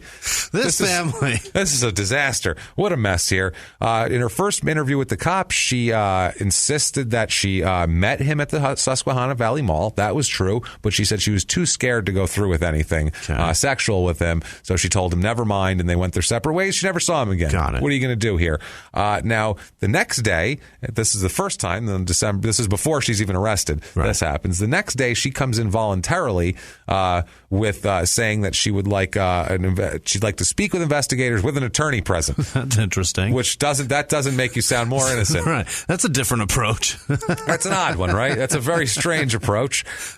Later on, she said that she met him online, and she said she carried a knife for her own protection, and that they decided to meet after some emails, and that he tried to molest her. She said she carried a knife, but she didn't stab him. So she's like gradually getting there. Yeah. Like, he tried to molest me. I had a knife, but I didn't stab him. But then someone else did, apparently, a lot. December 6th, 2013, they arrest Elf. Yeah. Elf is a little more forthcoming with information. Yeah. He is just happy to tell everybody what happened here. He tells them exactly what happened, where he went. Yeah. They find video surveillance footage of them dumping the fucking body in an alley, them at Walmart leaving with cleaning supplies. They put it all together with like a video montage of here's your night. Elf and Miranda, this is your night. Right. Based on all of his informations. He said that they had planned to kill people before that, but they kept fucking not showing up. Yeah. It's like, we made like 5 dates and these assholes wouldn't show up to die. Like, I want to kill you. Show up, dickhead. Right. He said that, finally that Troy LaFerrara showed up, and it happened. It worked out. He says, quote, that this is amazing, that they tried to find someone else. God, I love this quote so much. They just wanted to murder someone together. That's what he said. We just wanted to be together and murder someone. Isn't that nice? My goodness. I mean, you just want to do, when you plant a garden, you want to do it together so you have memories of building something together. Or memories of destroying something together. When you murder some guinea with cavatelli sauce coming down his fucking chin, you want to keep that. I can say guinea all I want. Together. That's it. We'll do it together. So that's nice. The cops called it, quote, pretty twisted. The whole thing, which I would say here. Now, she tells police after he admits to all this, and they have all the surveillance footage and everything of like her trying to take a fat guy out of a and sorry to keep calling him a fat guy. It's not that he's fat, it's that he's Italian. Right. And I'm Italian, and I think of basically everybody's a fat Italian. So it's just one of those things like, yeah, big fat guinea bastard. I call my brother that who's not fat. It's just what we say to each other. It's not even that, because we all love food, so we call each other, you fat bastard. No one's fat. No one cares. Even if he is fat, we don't care. I like fat idiot. I call the skinniest people on earth fat idiots. Yeah, it has nothing to do with that. So when I say that, please don't say that this poor guy's a victim and you're calling him fat. It has nothing to do with that. I'm calling him a guinea. It's much different, which I'm allowed to do. So if you walk around with Pietragallo as your last name, you can say fucking guinea anytime you goddamn well please. Eat shit. So anyway, he says she says that she did stab him, but he was trying to rape her, basically. She says that there's differing tales of when Elf popped out. Elf says that he didn't pop out till after she started stabbing him. Sure. And then she says that Elf popped out first, and then she started stabbing him because Elf was having a hard time with the strangling. Got it. Either one of those could be true, and it really doesn't matter. Either way, they're bad stories. They did this and participated. Horrible experience. Horrible. Yeah. They go to her house where she had a roommate there, and the roommate says that the police seized some knives that were from a knife set with knives missing from the set. So they're now finding the matching knives to the murder weapon, all that sort of thing here. The search warrant and everything were sealed for some reason, so all we have is the roommates telling the press about it. Police also confiscate the Satanic Bible during the... She still has it. She still has a Satanic Bible, yeah. It's got a picture of Hulk Hogan on the front. It's very impressive. Now, this isn't the crazy part. This was all to lead to the crazy part. Okay, guys? This last little home stretch is batshit. She gets arrested. Yeah. She's in there. A couple months later, a reporter receives a note, a handwritten note in the mail. It says, quote, "I put you on my visitors list. The rest is up to you." And it's signed Miranda Barber. She picked her own person to come talk. She picked a member of the press. I don't know if she liked his writing or what. This reporter was super excited because this was all anyone was just talking about. Sure. Did you hear about the girl who said she's a Satanist murdering some fuck? I mean, it's like, this is central Pennsylvania. Their heads are exploding. Right. This is everything they want in a something to gossip about. So she says that they just wanted to murder someone together. She says the same thing, but earlier. Now to the journalist here, he sees her on Valentine's Day. He comes and sees her. Very romantic. So sweet. She starts out very nice, saying, "Oh no, I wish you could have brought in your pad and pen or your recorder because reporters aren't allowed. Yeah, you have to remember anything that goes on in prison. You're not allowed to have that." So he said, "Oh, that's okay. You know, I have a good memory." She's a lunatic, and she could stab you with some shit. That's the other thing. They aren't bulletproof glass. Right. This is through bulletproof glass, which is safe for everybody. She then says, quote, "I have a lot of things I want to say, some of which will be difficult to hear." Interesting. Fascinating. She tells this reporter that, she did do it. She said that she was looking for bad men to punish. Okay. Basically, she said she was looking for bad men to punish. She said that she tells the reporter that she told him that she lied about her age, the whole thing. She said she would have let him live, but didn't go. She said, quote, "He told me that was okay. It didn't matter. I knew then he had to go." Yeah. That's what she says, which sounds like a mob boss. He's got to go. Yeah. He's got to go. She told about the password thing, the whole deal. And then she talks about how she killed him. Then she says, after a long pause, she says in a very innocent voice, he says, in just a very matter-of-fact, innocent voice, she says, quote, "This isn't the first time I've done this." What? Interesting. That piques his attention a little bit, as you might imagine. He says, "Lured a man on Craigslist." She said, "This was the first time I'm on Craigslist, but I've killed before." Oh, boy. So this is frightening. He said he took a moment and he said, "Well, how many times?" She said, "Less than 100. Which, okay, I've killed less than 100 people, Me too. That's a pretty vague thing. Less than 100 sounds like a lot. He says, "Look, no one in the world is going to believe you killed 100 people. You're like a 19-year-old girl. Give me a number, something. Right. Give me a fucking number." She said, quote, "Well, I stopped counting at 22. Oh, boy. 22. That's a lot. That's a fuckload. Yeah. She says, wow, she said it all started when she was 13. Forrest asked her to kill a man who owed him money. Mm-hmm. She solicited the man down an alley with sex. Oh, boy. And got him to come into the alley. And when he arrived, Forrest shot the man and then wrapped his fingers around hers on the gun and had her shoot the man as well. At 13, that's her first body, is what she says. She says that she also considered killing Willow Palin back in the day. Is that right? She actually considered. She said, quote, "It just didn't seem like a good idea. Being stuck up didn't warrant death." Okay. She said, "I was like, you have no idea who I am or what I'm capable of, though," with her. So that could have been a tragedy there. That would have been something that would have gotten a lot of attention. Yeah. Somebody murdered Sarah Palin's daughter. That would have been terrible. She says her killing spree began in Alaska and it continued to California, Texas, and North Carolina. That's a lot. She is claiming, she says, quote, "There is something inside of me. It goes off like a switch. I call it Super Miranda. It's dark. It's violent. It's like another person. Super Miranda." It's super. Super Miranda. Holy shit is all I have to say to that. That's awesome. We've never had anybody call themselves super anything on this show. This is a new one. It's hacky and dumb, but it's a fucking new one, man. She also says that back in Alaska, she had a favorite knife with notches on it, one for each victim. She describes somebody who she killed in Alaska, a woman. She said that the cult killed. She said that this woman, they heard that she was, quote, prostituting her children, her own children. Yeesh. So she said, "We drugged her and took her out into the forest. We tortured her. We cut her. We burned her a little bit." She denied it all at first. People will say anything when you torture them. But she finally admitted it and promised she wouldn't ever do it again. "I knew she was lying. Those people always lie. We cut her and threw her in a hole in the ice." Wow, that's her fucking story. That's a great story. That's quite a story.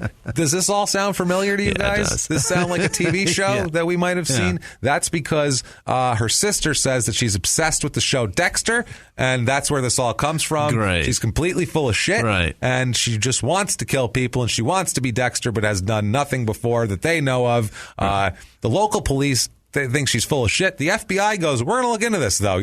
Because she says, "I'll draw you maps. I know where the people are buried and all this shit." So they go, "Well, let's humor us then." Yeah. They do a bunch of investigation. They basically say there's not possible. Right. She says she killed a bunch of people in North Carolina. There's only one unsolved homicide from around that area, and it's from when she was an infant. She was 2,000, 3,000 miles away. She is Super Miranda. She is Super Miranda. She could have flown there. You never know. She could have been killing as a toddler. Right. And also, this killing is not really that of a seasoned killer. No, that's what I mean. 100 times. If you killed 20 plus times, you're going to say a little guy in the back seat. In the CRV is not a good place to do this because there's going to be fucking blood everywhere. It's going to be a mess. Yeah, you would think more than that. Right. Dexter, if you don't know, it's on Showtime, or not anymore. It's a Showtime show about a Miami's a blood spatter analyst. He figures out who kills people before the cops do, and figures out who's serial killers, and then he kills them because he's a serial killer too, and he needs to kill. Right. So he figures, if I'm going to kill, I might as well kill the people who deserve it. It's a good plan. It's a fucking great. It's a great premise and a great show, as a matter of fact. It's goddamn terrific. But this girl is pretty much taking this as what it is, and her sister says that. Her sister says that she's obsessed with Dexter. She says, quote, if you listen to what she's saying, she's using descriptions from the actual show. Yeah, that's what she's saying. Disgusting. Yeah. She's like a comic that just goes into comedy clubs and steals jokes. Yeah. She's like fucking Robin Williams or something. She's not even going up and offering money. At least Robin Williams would pay people for it. He'd pay you back for it. Yeah. He'd get it on TV and give you $100. Yeah, exactly. She said that she killed an older man in Texas who she found in an online chat, who thought she was 11 or 12. She said, you should have seen the hotel room he got. He decked it out with all this bondage stuff. I really liked him. I didn't want to hurt him, but he was one of the molesters, so he had to go. Yeah. So Miranda's trying to describe all this shit. Nobody takes it seriously. She says it was also a man she killed in self-defense while working as a go-go dancer in a strip club in Florida. She said, quote, that one seriously was not my fault. That's exactly how she said it too. That one seriously was not my fault. Like, there are commas in there. Exactly. That's amazing, by the way. She says she has an innocent face that people seem to trust, so it's been easier for her to do this. The FBI shows no verification of any of these people ever existing, dying, living, or anything like that. The father said that he doesn't believe she's killed anybody. She's killed 22 people. Except for one. He says he believes it's possible that she may have killed someone while living with him in Alaska, but not 22 people. Right. She ran around with the cult. Who the fuck knows? But 22 people? That's, come on. People would notice that many people just disappearing. You know what I mean? Yeah. 22 people gone. It's a lot. It's come up a lot, I would imagine. And I mean, people in Alaska go there to disappear, though, but not 22. No. That's a lot. Miranda's father thinks about there was a shooting one time in Alaska that she described as a possible one, since it occurred during one of her long extended runaway periods. But he does say, quote, I can promise you that she's only been to California once and Texas a few times, and both times she was never out of my sight. So didn't kill people there. I never saw her kill anybody. Yeah, she says that she insists that she can pinpoint on a map where you can find these people. She said she would lure people who did bad things and didn't deserve to be here anymore. Okay. Yes, so Alaskan state troopers said no evidence to that there either. So now we have the FBI, the local police, North Carolina police, the state troopers in Alaska. Nobody does. She is hurt by this, by the way. Pissed. She's pissed. Nobody believes her. She says, quote, it hurts to know that all these people in my family don't believe me. But in another part of me, it makes me laugh that people think I'm lying because this is the most honest I've ever been in my whole life. She might not have killed 22 people, but she's fucking scary. Let's just say that. Yeah, that's just... Wow. She thinks she can manipulate everybody into just believing that she's killed and disposed of all these bodies. And her friend said she's maintained the same story for years now. Her friend said that, quote, I would imagine Miranda was admitted to the hospital for self-harm, depression, and suicidal tendencies. She suffered from all of those. She says that she never referred to her cult as a satanic cult. She said, though, it was more of a gang that was mostly comprised of men. That's what she was telling people at the behavioral center. She says, quote, this woman about Miranda, quote, she mentioned having been raped by multiple men at once within the gang. While I don't know whether her murder head count is the truth, I believe what she's saying about her past. Otherwise, it's in line with what I've learned from Miranda 3 years before she left for Alaska. So that all makes sense. Experts, all the profilers, your John Douglas Mindhunter types all say that, and it does. I mean, if you read any of that shit, it all fits. She's bullshitting. She doesn't fit the profile of this person at all. Someone who kills like this, rarely women, and usually when they are, they're typically older and they don't use knives. They use guns because it's a lot less. Dude. That's what I mean. You got usually a bigger physical person. Eileen Wuornos, she shot all these people, and that's who they're more looking at, like someone like that rather than her. It's a little bit different. Now they talked to the Magnus Peter H. Gilmore, who is the high priest of the Church of Satan. His name's Magnus? Magnus Peter H. Gilmore. Oh, I don't know if Magnus is his title or what the fuck. But, that's interesting. Magus, not Magnus. Okay. I'm sorry, Magus. Okay, so that's probably a title. What the fuck? So stupid. They interviewed him because everyone in central Pennsylvania is like, what's up with all this Satan? Right. So they talked to this guy to calm everyone down. This will settle everyone's fears. Let's get Magus up there. He says the funniest thing in this entire episode. He says, quote, in this post 9/11 world, first of all, the high Church of Satan guy saying that, the idea that there could be a murderous cult out there, how's that going to escape law enforcement? Gee, I don't know. That's his excuse here. All right. Yes. So these people here, her husband's lawyers are saying, look, we don't know any bad thing about this shit. Okay, they're trying to get their shit severed from her. Like the lawyers, like all that Satan and all that 22. We don't want any of that shit in our trial. No. We just want to go.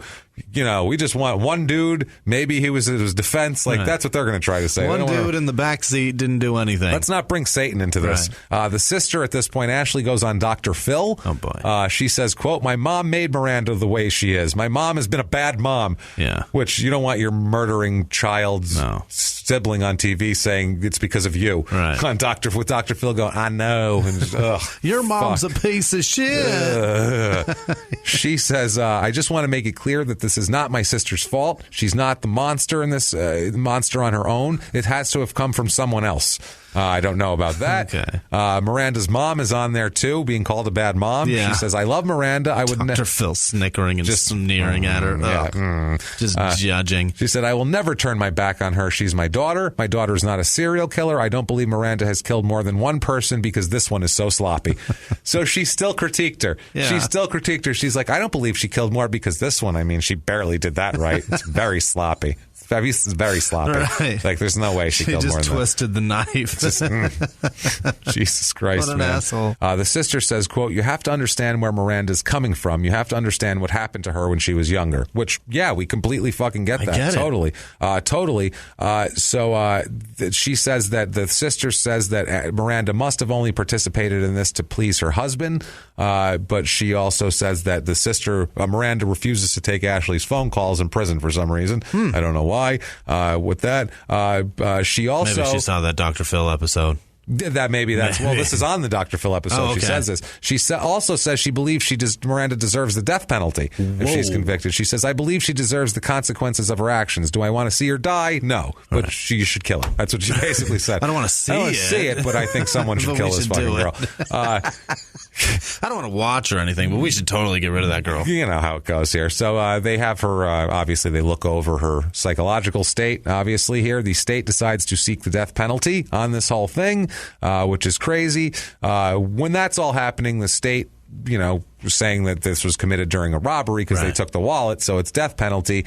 That kind of changes everything once the death penalty gets on the table. It's a lot less fun. And August of 2014, both Elf and Miranda decide to plead guilty to second-degree murder to avoid the death penalty. They didn't realize that taking that wallet was the thing. Yeah. That was the thing. That's what's going to put us on the right. That's what did it. The DA says, the district attorney says that the plea deal saves the county about $1 million by avoiding trials, which I guess is good for Central Pennsylvania because it's a shithole. Right. September 18th, 2014 is sentencing. Holly LaFerrara, who is the sister of Troy, got to give an impact statement. And we always got to give them a little bit of voice here. If they get to say something in court, we're going to give them their day too. She said, quote, if it was up to me, you would each be strapped to a lethal injection gurney or seated in an electric chair. I say both of you got off lucky today. You were bad enough to do the crime. Now let's see how you like doing the time. Lots and lots of time. There aren't many guarantees in life, but you can take this one to the bank. My family and I will make sure you stay in jail right where you belong. I like it. You, sir and ma'am, may fuck off. Yeah. That's the fuck off statement. Both get life without parole for both of them, so they're both gone, done. and those are young people too. So that Great is victim statement minus the rhyme. It's not bad. Yeah, minus the rhyme. Now, hopefully, she didn't do that on purpose. We'll say that here. So they were weeping, the family, his family, about it. The Holly says, quote, La Ferrera says, quote, our primary goal has been to ensure the two killers never get out of prison. They will remain dangerous to society as long as they live. Right. I agree. In prison, Miranda hates prison. What? She doesn't like it. Why? She says to her, quote, it is really bad in here. And it's italicized really. So I'm going to say it like that. She said, this is exact quote. I'm not making this up. Quote, it's like no one around here even gets my sense of humor. This isn't a new school. Right. You're not like, oh, this dorm sucks. You're in prison. Right. There is no sense of humor. It's not supposed to be It's great. fucking miserable. Right. That's why. She says that one time a guard asked if she was doing okay, and she responded with, quote, no, I'm bleeding to death, and the guards just rushed in the room. She says, quote, I was being sarcastic, but no one here gets that. You're in a fucking prison cell saying you've been... People do that all the time. Right. That's why. Right. Holy shit. You're saying you're bleeding to death. Either you're having a really horrible period at the moment, or somebody just knifed you, and that's not good. It's not either way. We need to check you out. This happens in here. She said not allowed to watch television, but she is eager to dispel her sister's claim that she's obsessed with Dexter. That's why she's mad at her sister, because her sister said that. She says, quote, it's good about Dexter. Quote, it's good, but not very believable. It wasn't real to me. I prefer American Horror Story. So that's what she that should says have to you. said is, I've never heard of it. Yeah, that would be another. Don't know what you're talking about. She's like, it's good, but I'm not doing that. I prefer American Horror Story. Yeah, she says Miranda claims to be able to see people's auras and, quote, a lot of other stuff. She says, quote, but who knows what's real since I'm crazy. That's what she says. So the whole thing's a fucking mess. She did have some suicidal times in jail where she thought about killing herself, and then she got over it. So, yes. Alex, her old roommate, said, quote, I think she's been through a lot of extremely painful things, and while I would never say that justifies taking lives, it's important to understand what might be motivating her. Elf ended up appealing his guilty plea, claiming ineffective assistance of counsel, and then he withdrew it. He's like, fuck it, I don't know what I'm talking about here. I don't know what I'm doing. I don't know. I don't know what I'm doing. She's at the state prison near Muncie, and he is at the state correctional institute at Forest, which is hilarious because unbelievable. What a fucking coincidence. An Elf, North Carolina, Forest. It's all making sense. Unbelievable. These two are meant to be together. You would think that until June 7th, 2016, when Miranda files for divorce.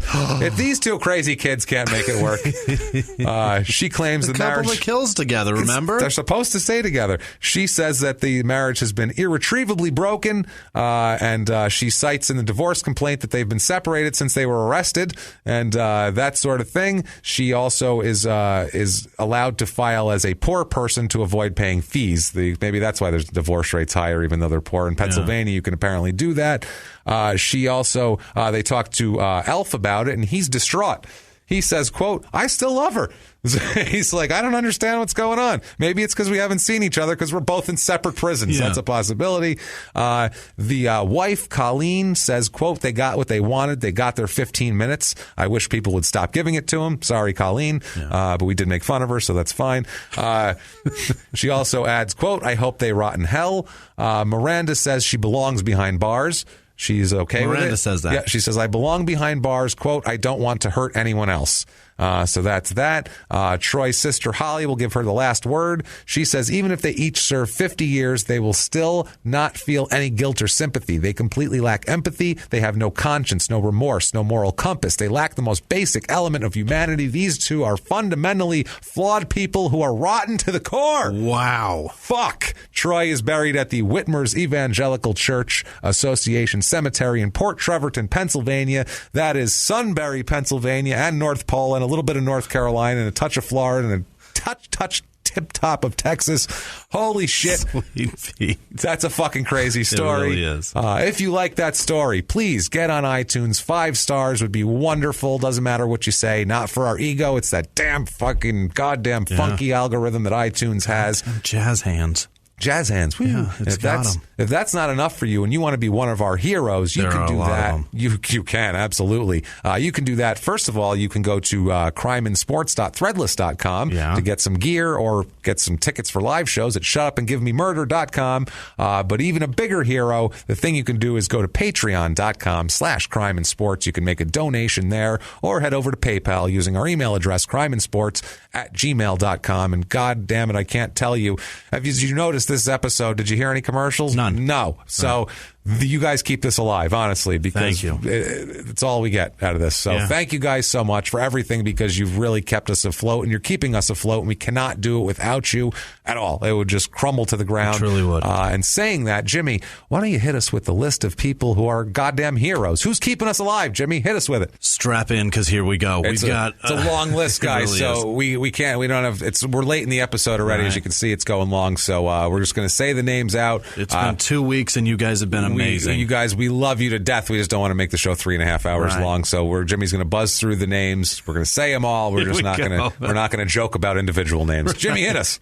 We have some executive producers this week. Megan Schmelzenbach. Oh, thank you, Megan. She's so fucking sweet. Thank you so much. Thank you. Chrissy Ann Castaldi every goddamn week is amazing. Marcia Frazier, Carol Hayden, Ewa Tarowska. She's in New York. She's coming to the New York show. Keep this show going. And Melissa McCormick. Thank you guys so much. Shannon Feltes, Natala Drew, Melissa Figueroa, Max Joshua, Victoria Jackman, Heather Chamness, Marissa Wells, again, thank you. Robert Ellis, Sensi Independent Consultant. I don't know who that is. Actually, I do, but I don't know where it's at. It's in here somewhere. I'll find it. Taffy Salon and Brow Bar. I don't know what that is, but go find it. Sarah Toast, Ashley Boxler, Laura Souter, Dana Bartram, Sierra Basie, Zachary Dubois, Jake LeBeer. He's in here every goddamn week. Thank you so much. Michelle and Michael Kennedy. Thank you so much. Mike says he's not the one that we want to punch, so thank you. Glad to hear it. Rost Olson donated, and he said he wants us to propose to his girlfriend using me. So, hey, Christy, marry me, damn it. Love always Rost with a T. Marry that son of a bitch. Marry Rost with a T. Okay? Marry him. Do that. Yes, do that. You've been proposed to. Right. Now get happy. That's all you get. Yay. We're getting you laid tonight, Rost. Enjoy.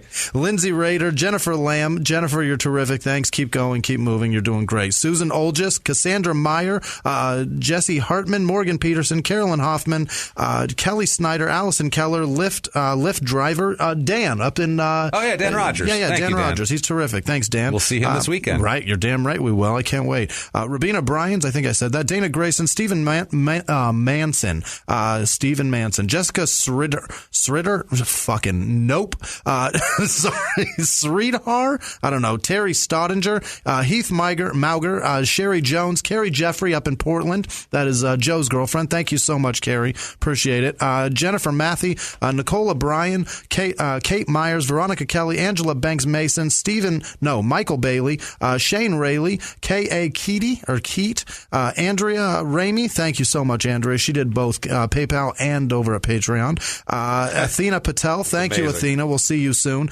Nicholas Lamb-Yorsky, Catherine Collado, Otelia Abraham, Christine Leischel, spelled like Lysol with an H, Oneida Paulo, Michelle Gerber, Caitlin Kennedy, Melissa Neufeld, Shane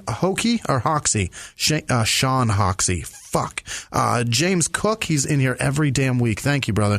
Thank you so much. Oak Tree Vintage. That's what that is. Andrea Peck, Ellery Hirsch, Vinay Ganda Gang of Darren, Gang of Daharan, you know who you are, Vinay. Jason Davis, Gina Golan, Carla Buckner, Jeanette Holm, Connie Young, Melissa Allen over there in L.A. Thank you so much for coming out to the show. She's also coming to Sacramento. Slime Warp Vintage. I've got a code for you guys that they want you guys to check some stuff out there. Follow me on Twitter. You'll find it there. Amy McNally, Mike and Michelle. I've already mentioned them. Kristen Quintiliana. That's it. Quintiliani. That's it. I think so. Fuck. Ingrid Stock, Julia Galtier, Jane Richards, Melissa Hoover, Rost Olson. I already mentioned him. Nicholas Nip, Nathan Deal, Laura Cole, Ashley Vo, Ted Cyrus every damn week. Thanks, Ted. The Color Chick, go find that. I think she colors hair or something. I was gonna say, probably. Crystal Gennaro, she's terrific. Thank you. Jewel Sherrington, Micah Shy, Kat Oyala over there. Yeah, Kat's terrific. I love her snaps. They're fantastic. Sarah will go, and she has the funniest. She's awesome. Good. Cool accent. Yeah. It's interesting. It's I don't know how to describe it. It's very interesting. Derek Hillenberg, Jacob Schrag, Christina Womack, Katie Heisel, Joanne Mullins, Michelle Jolly, Tyler Pappenfuss. I don't know. Ruben Buffkin, Stephen Mace, Brooke Graining, Carolyn Royal, Dave Hartman, Maggie Lawrence, Josie Rizinger, Josie Rizinger, that's it. That's not a P, that's an R. Brenda K. Lunn, that's it. John Stradinger, Adam Redwine, Megan McMahon, Dineth Dayananda. I'm nice. Ruining it. Megan Muhisen? No, it's Mackenzie Muhisen. Tom Barry, Shelley Greenhalgh.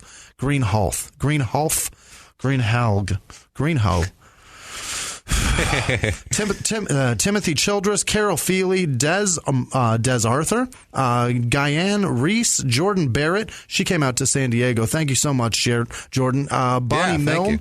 Bonnie Milne, Barbara Quintero, Linda Seipert, Kevin Titelbaum, Margie Kunze. She's terrific. Thank you so much, Margie. Thank you. She's been around since so long, supporting us. Thank you. Marcus Rippentrope, Emilio Martinez, Under the Sea Fabrics, James Tagalog, yes. Marsha Boris, 8 Ball Sports Show. I haven't listened to it. Go give it a shot. Melissa Roker, Linda Bone, Lena Fisher, Jude Kendall, Brianna White, Jason Fuller. Oh, Jason. God damn. Sorry, Jay. Fuller. We love you, brother. Ryan Klaus von Carlton Drachenschloss. What? He's a vampire. That man's a vampire. He is, for sure. Definitely. Cheryl Wright, Alicia Patrick, Casey Egan. That's one of the Egan sisters' boyfriend, love those right? Egan sisters. Got to be one of the. No, it's EGAN. Oh, it's not. Okay. No relation at all, Casey. Well, we love you too, but we like appreciate the Egan sisters a lot. Trudy and Paige Jones. Those are the ones that had the Etsy thing. Trudy and Paige Jones. That's right. Tom Coralon Brooks, Ben Armstrong, Spirit Gal, Aaron Newman, Abby Cook, Helen Watson, Kate Watson, Jenny Bukowski. Yes. Ooh, that was so close to Bukaki. I'm so sorry, Jenny. Kimberly Ross, Jason Langowitz, Megan Smith. She's fantastic. She's in every week. Thank you, Meg. Thank you. Doug Hoff, Harvey Redfield, Leanne Asianides. I don't know what I just did. Abby Fitzgibbon, Tuxedo Common, Timothy Jenkins, Brett Del Simon, Del Simone, Talitha Hennessy, Sarah Gilbo. Oh, she's fantastic. Sarah Gilbo donates every week. Appreciate you so much. Thank you. Lauren Demarath, Jenny Lowing, Robin Stoika.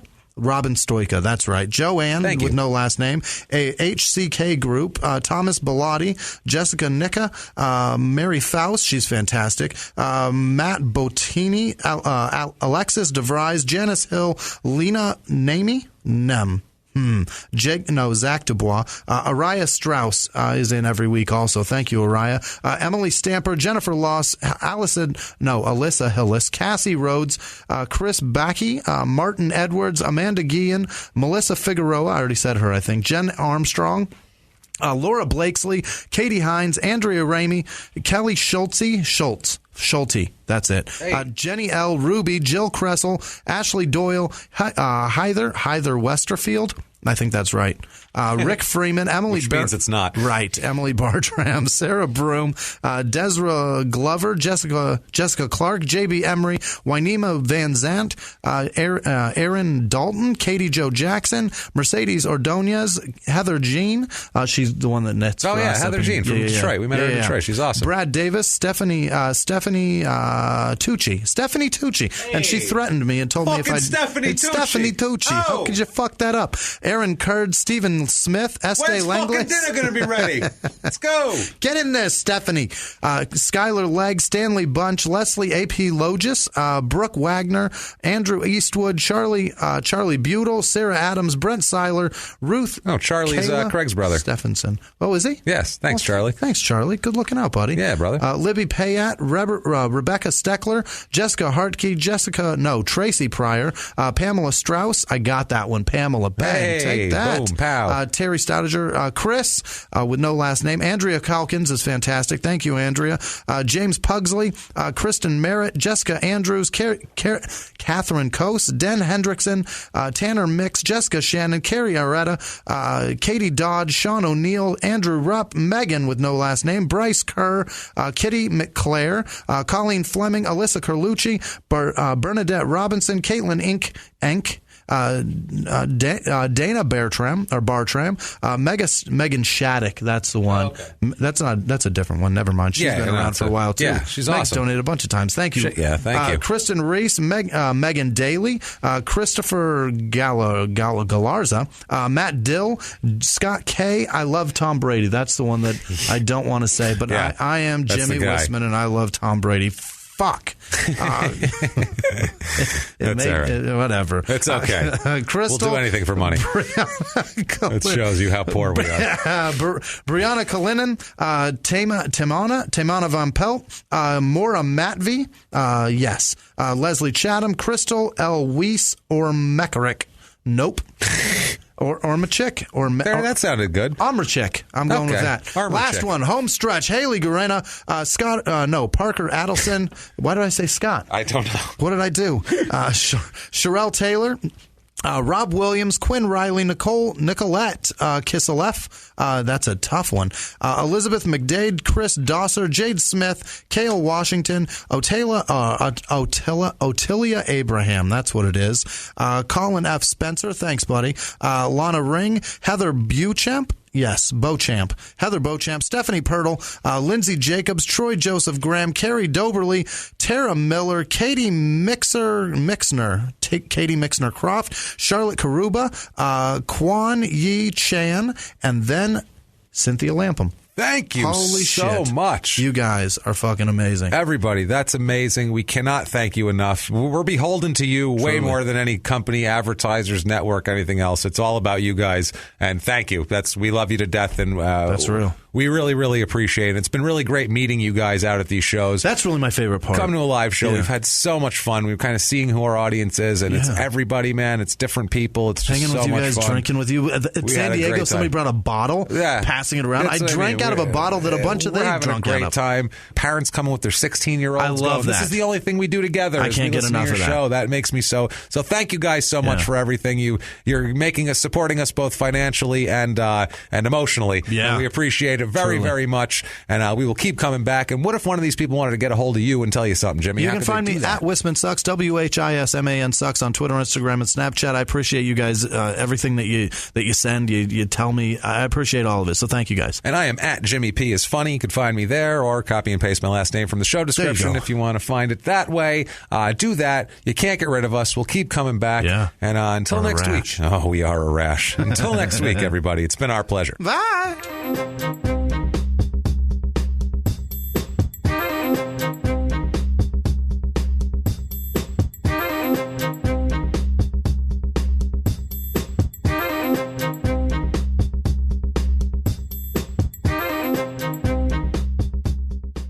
If you like Small Town Murder, you can listen early and ad-free now by joining Wondery Plus in the Wondery app or on Apple Podcasts. Prime members can listen early and ad-free on Amazon Music. Before you go, tell us about yourself by filling out a short survey at Wondery.com/survey.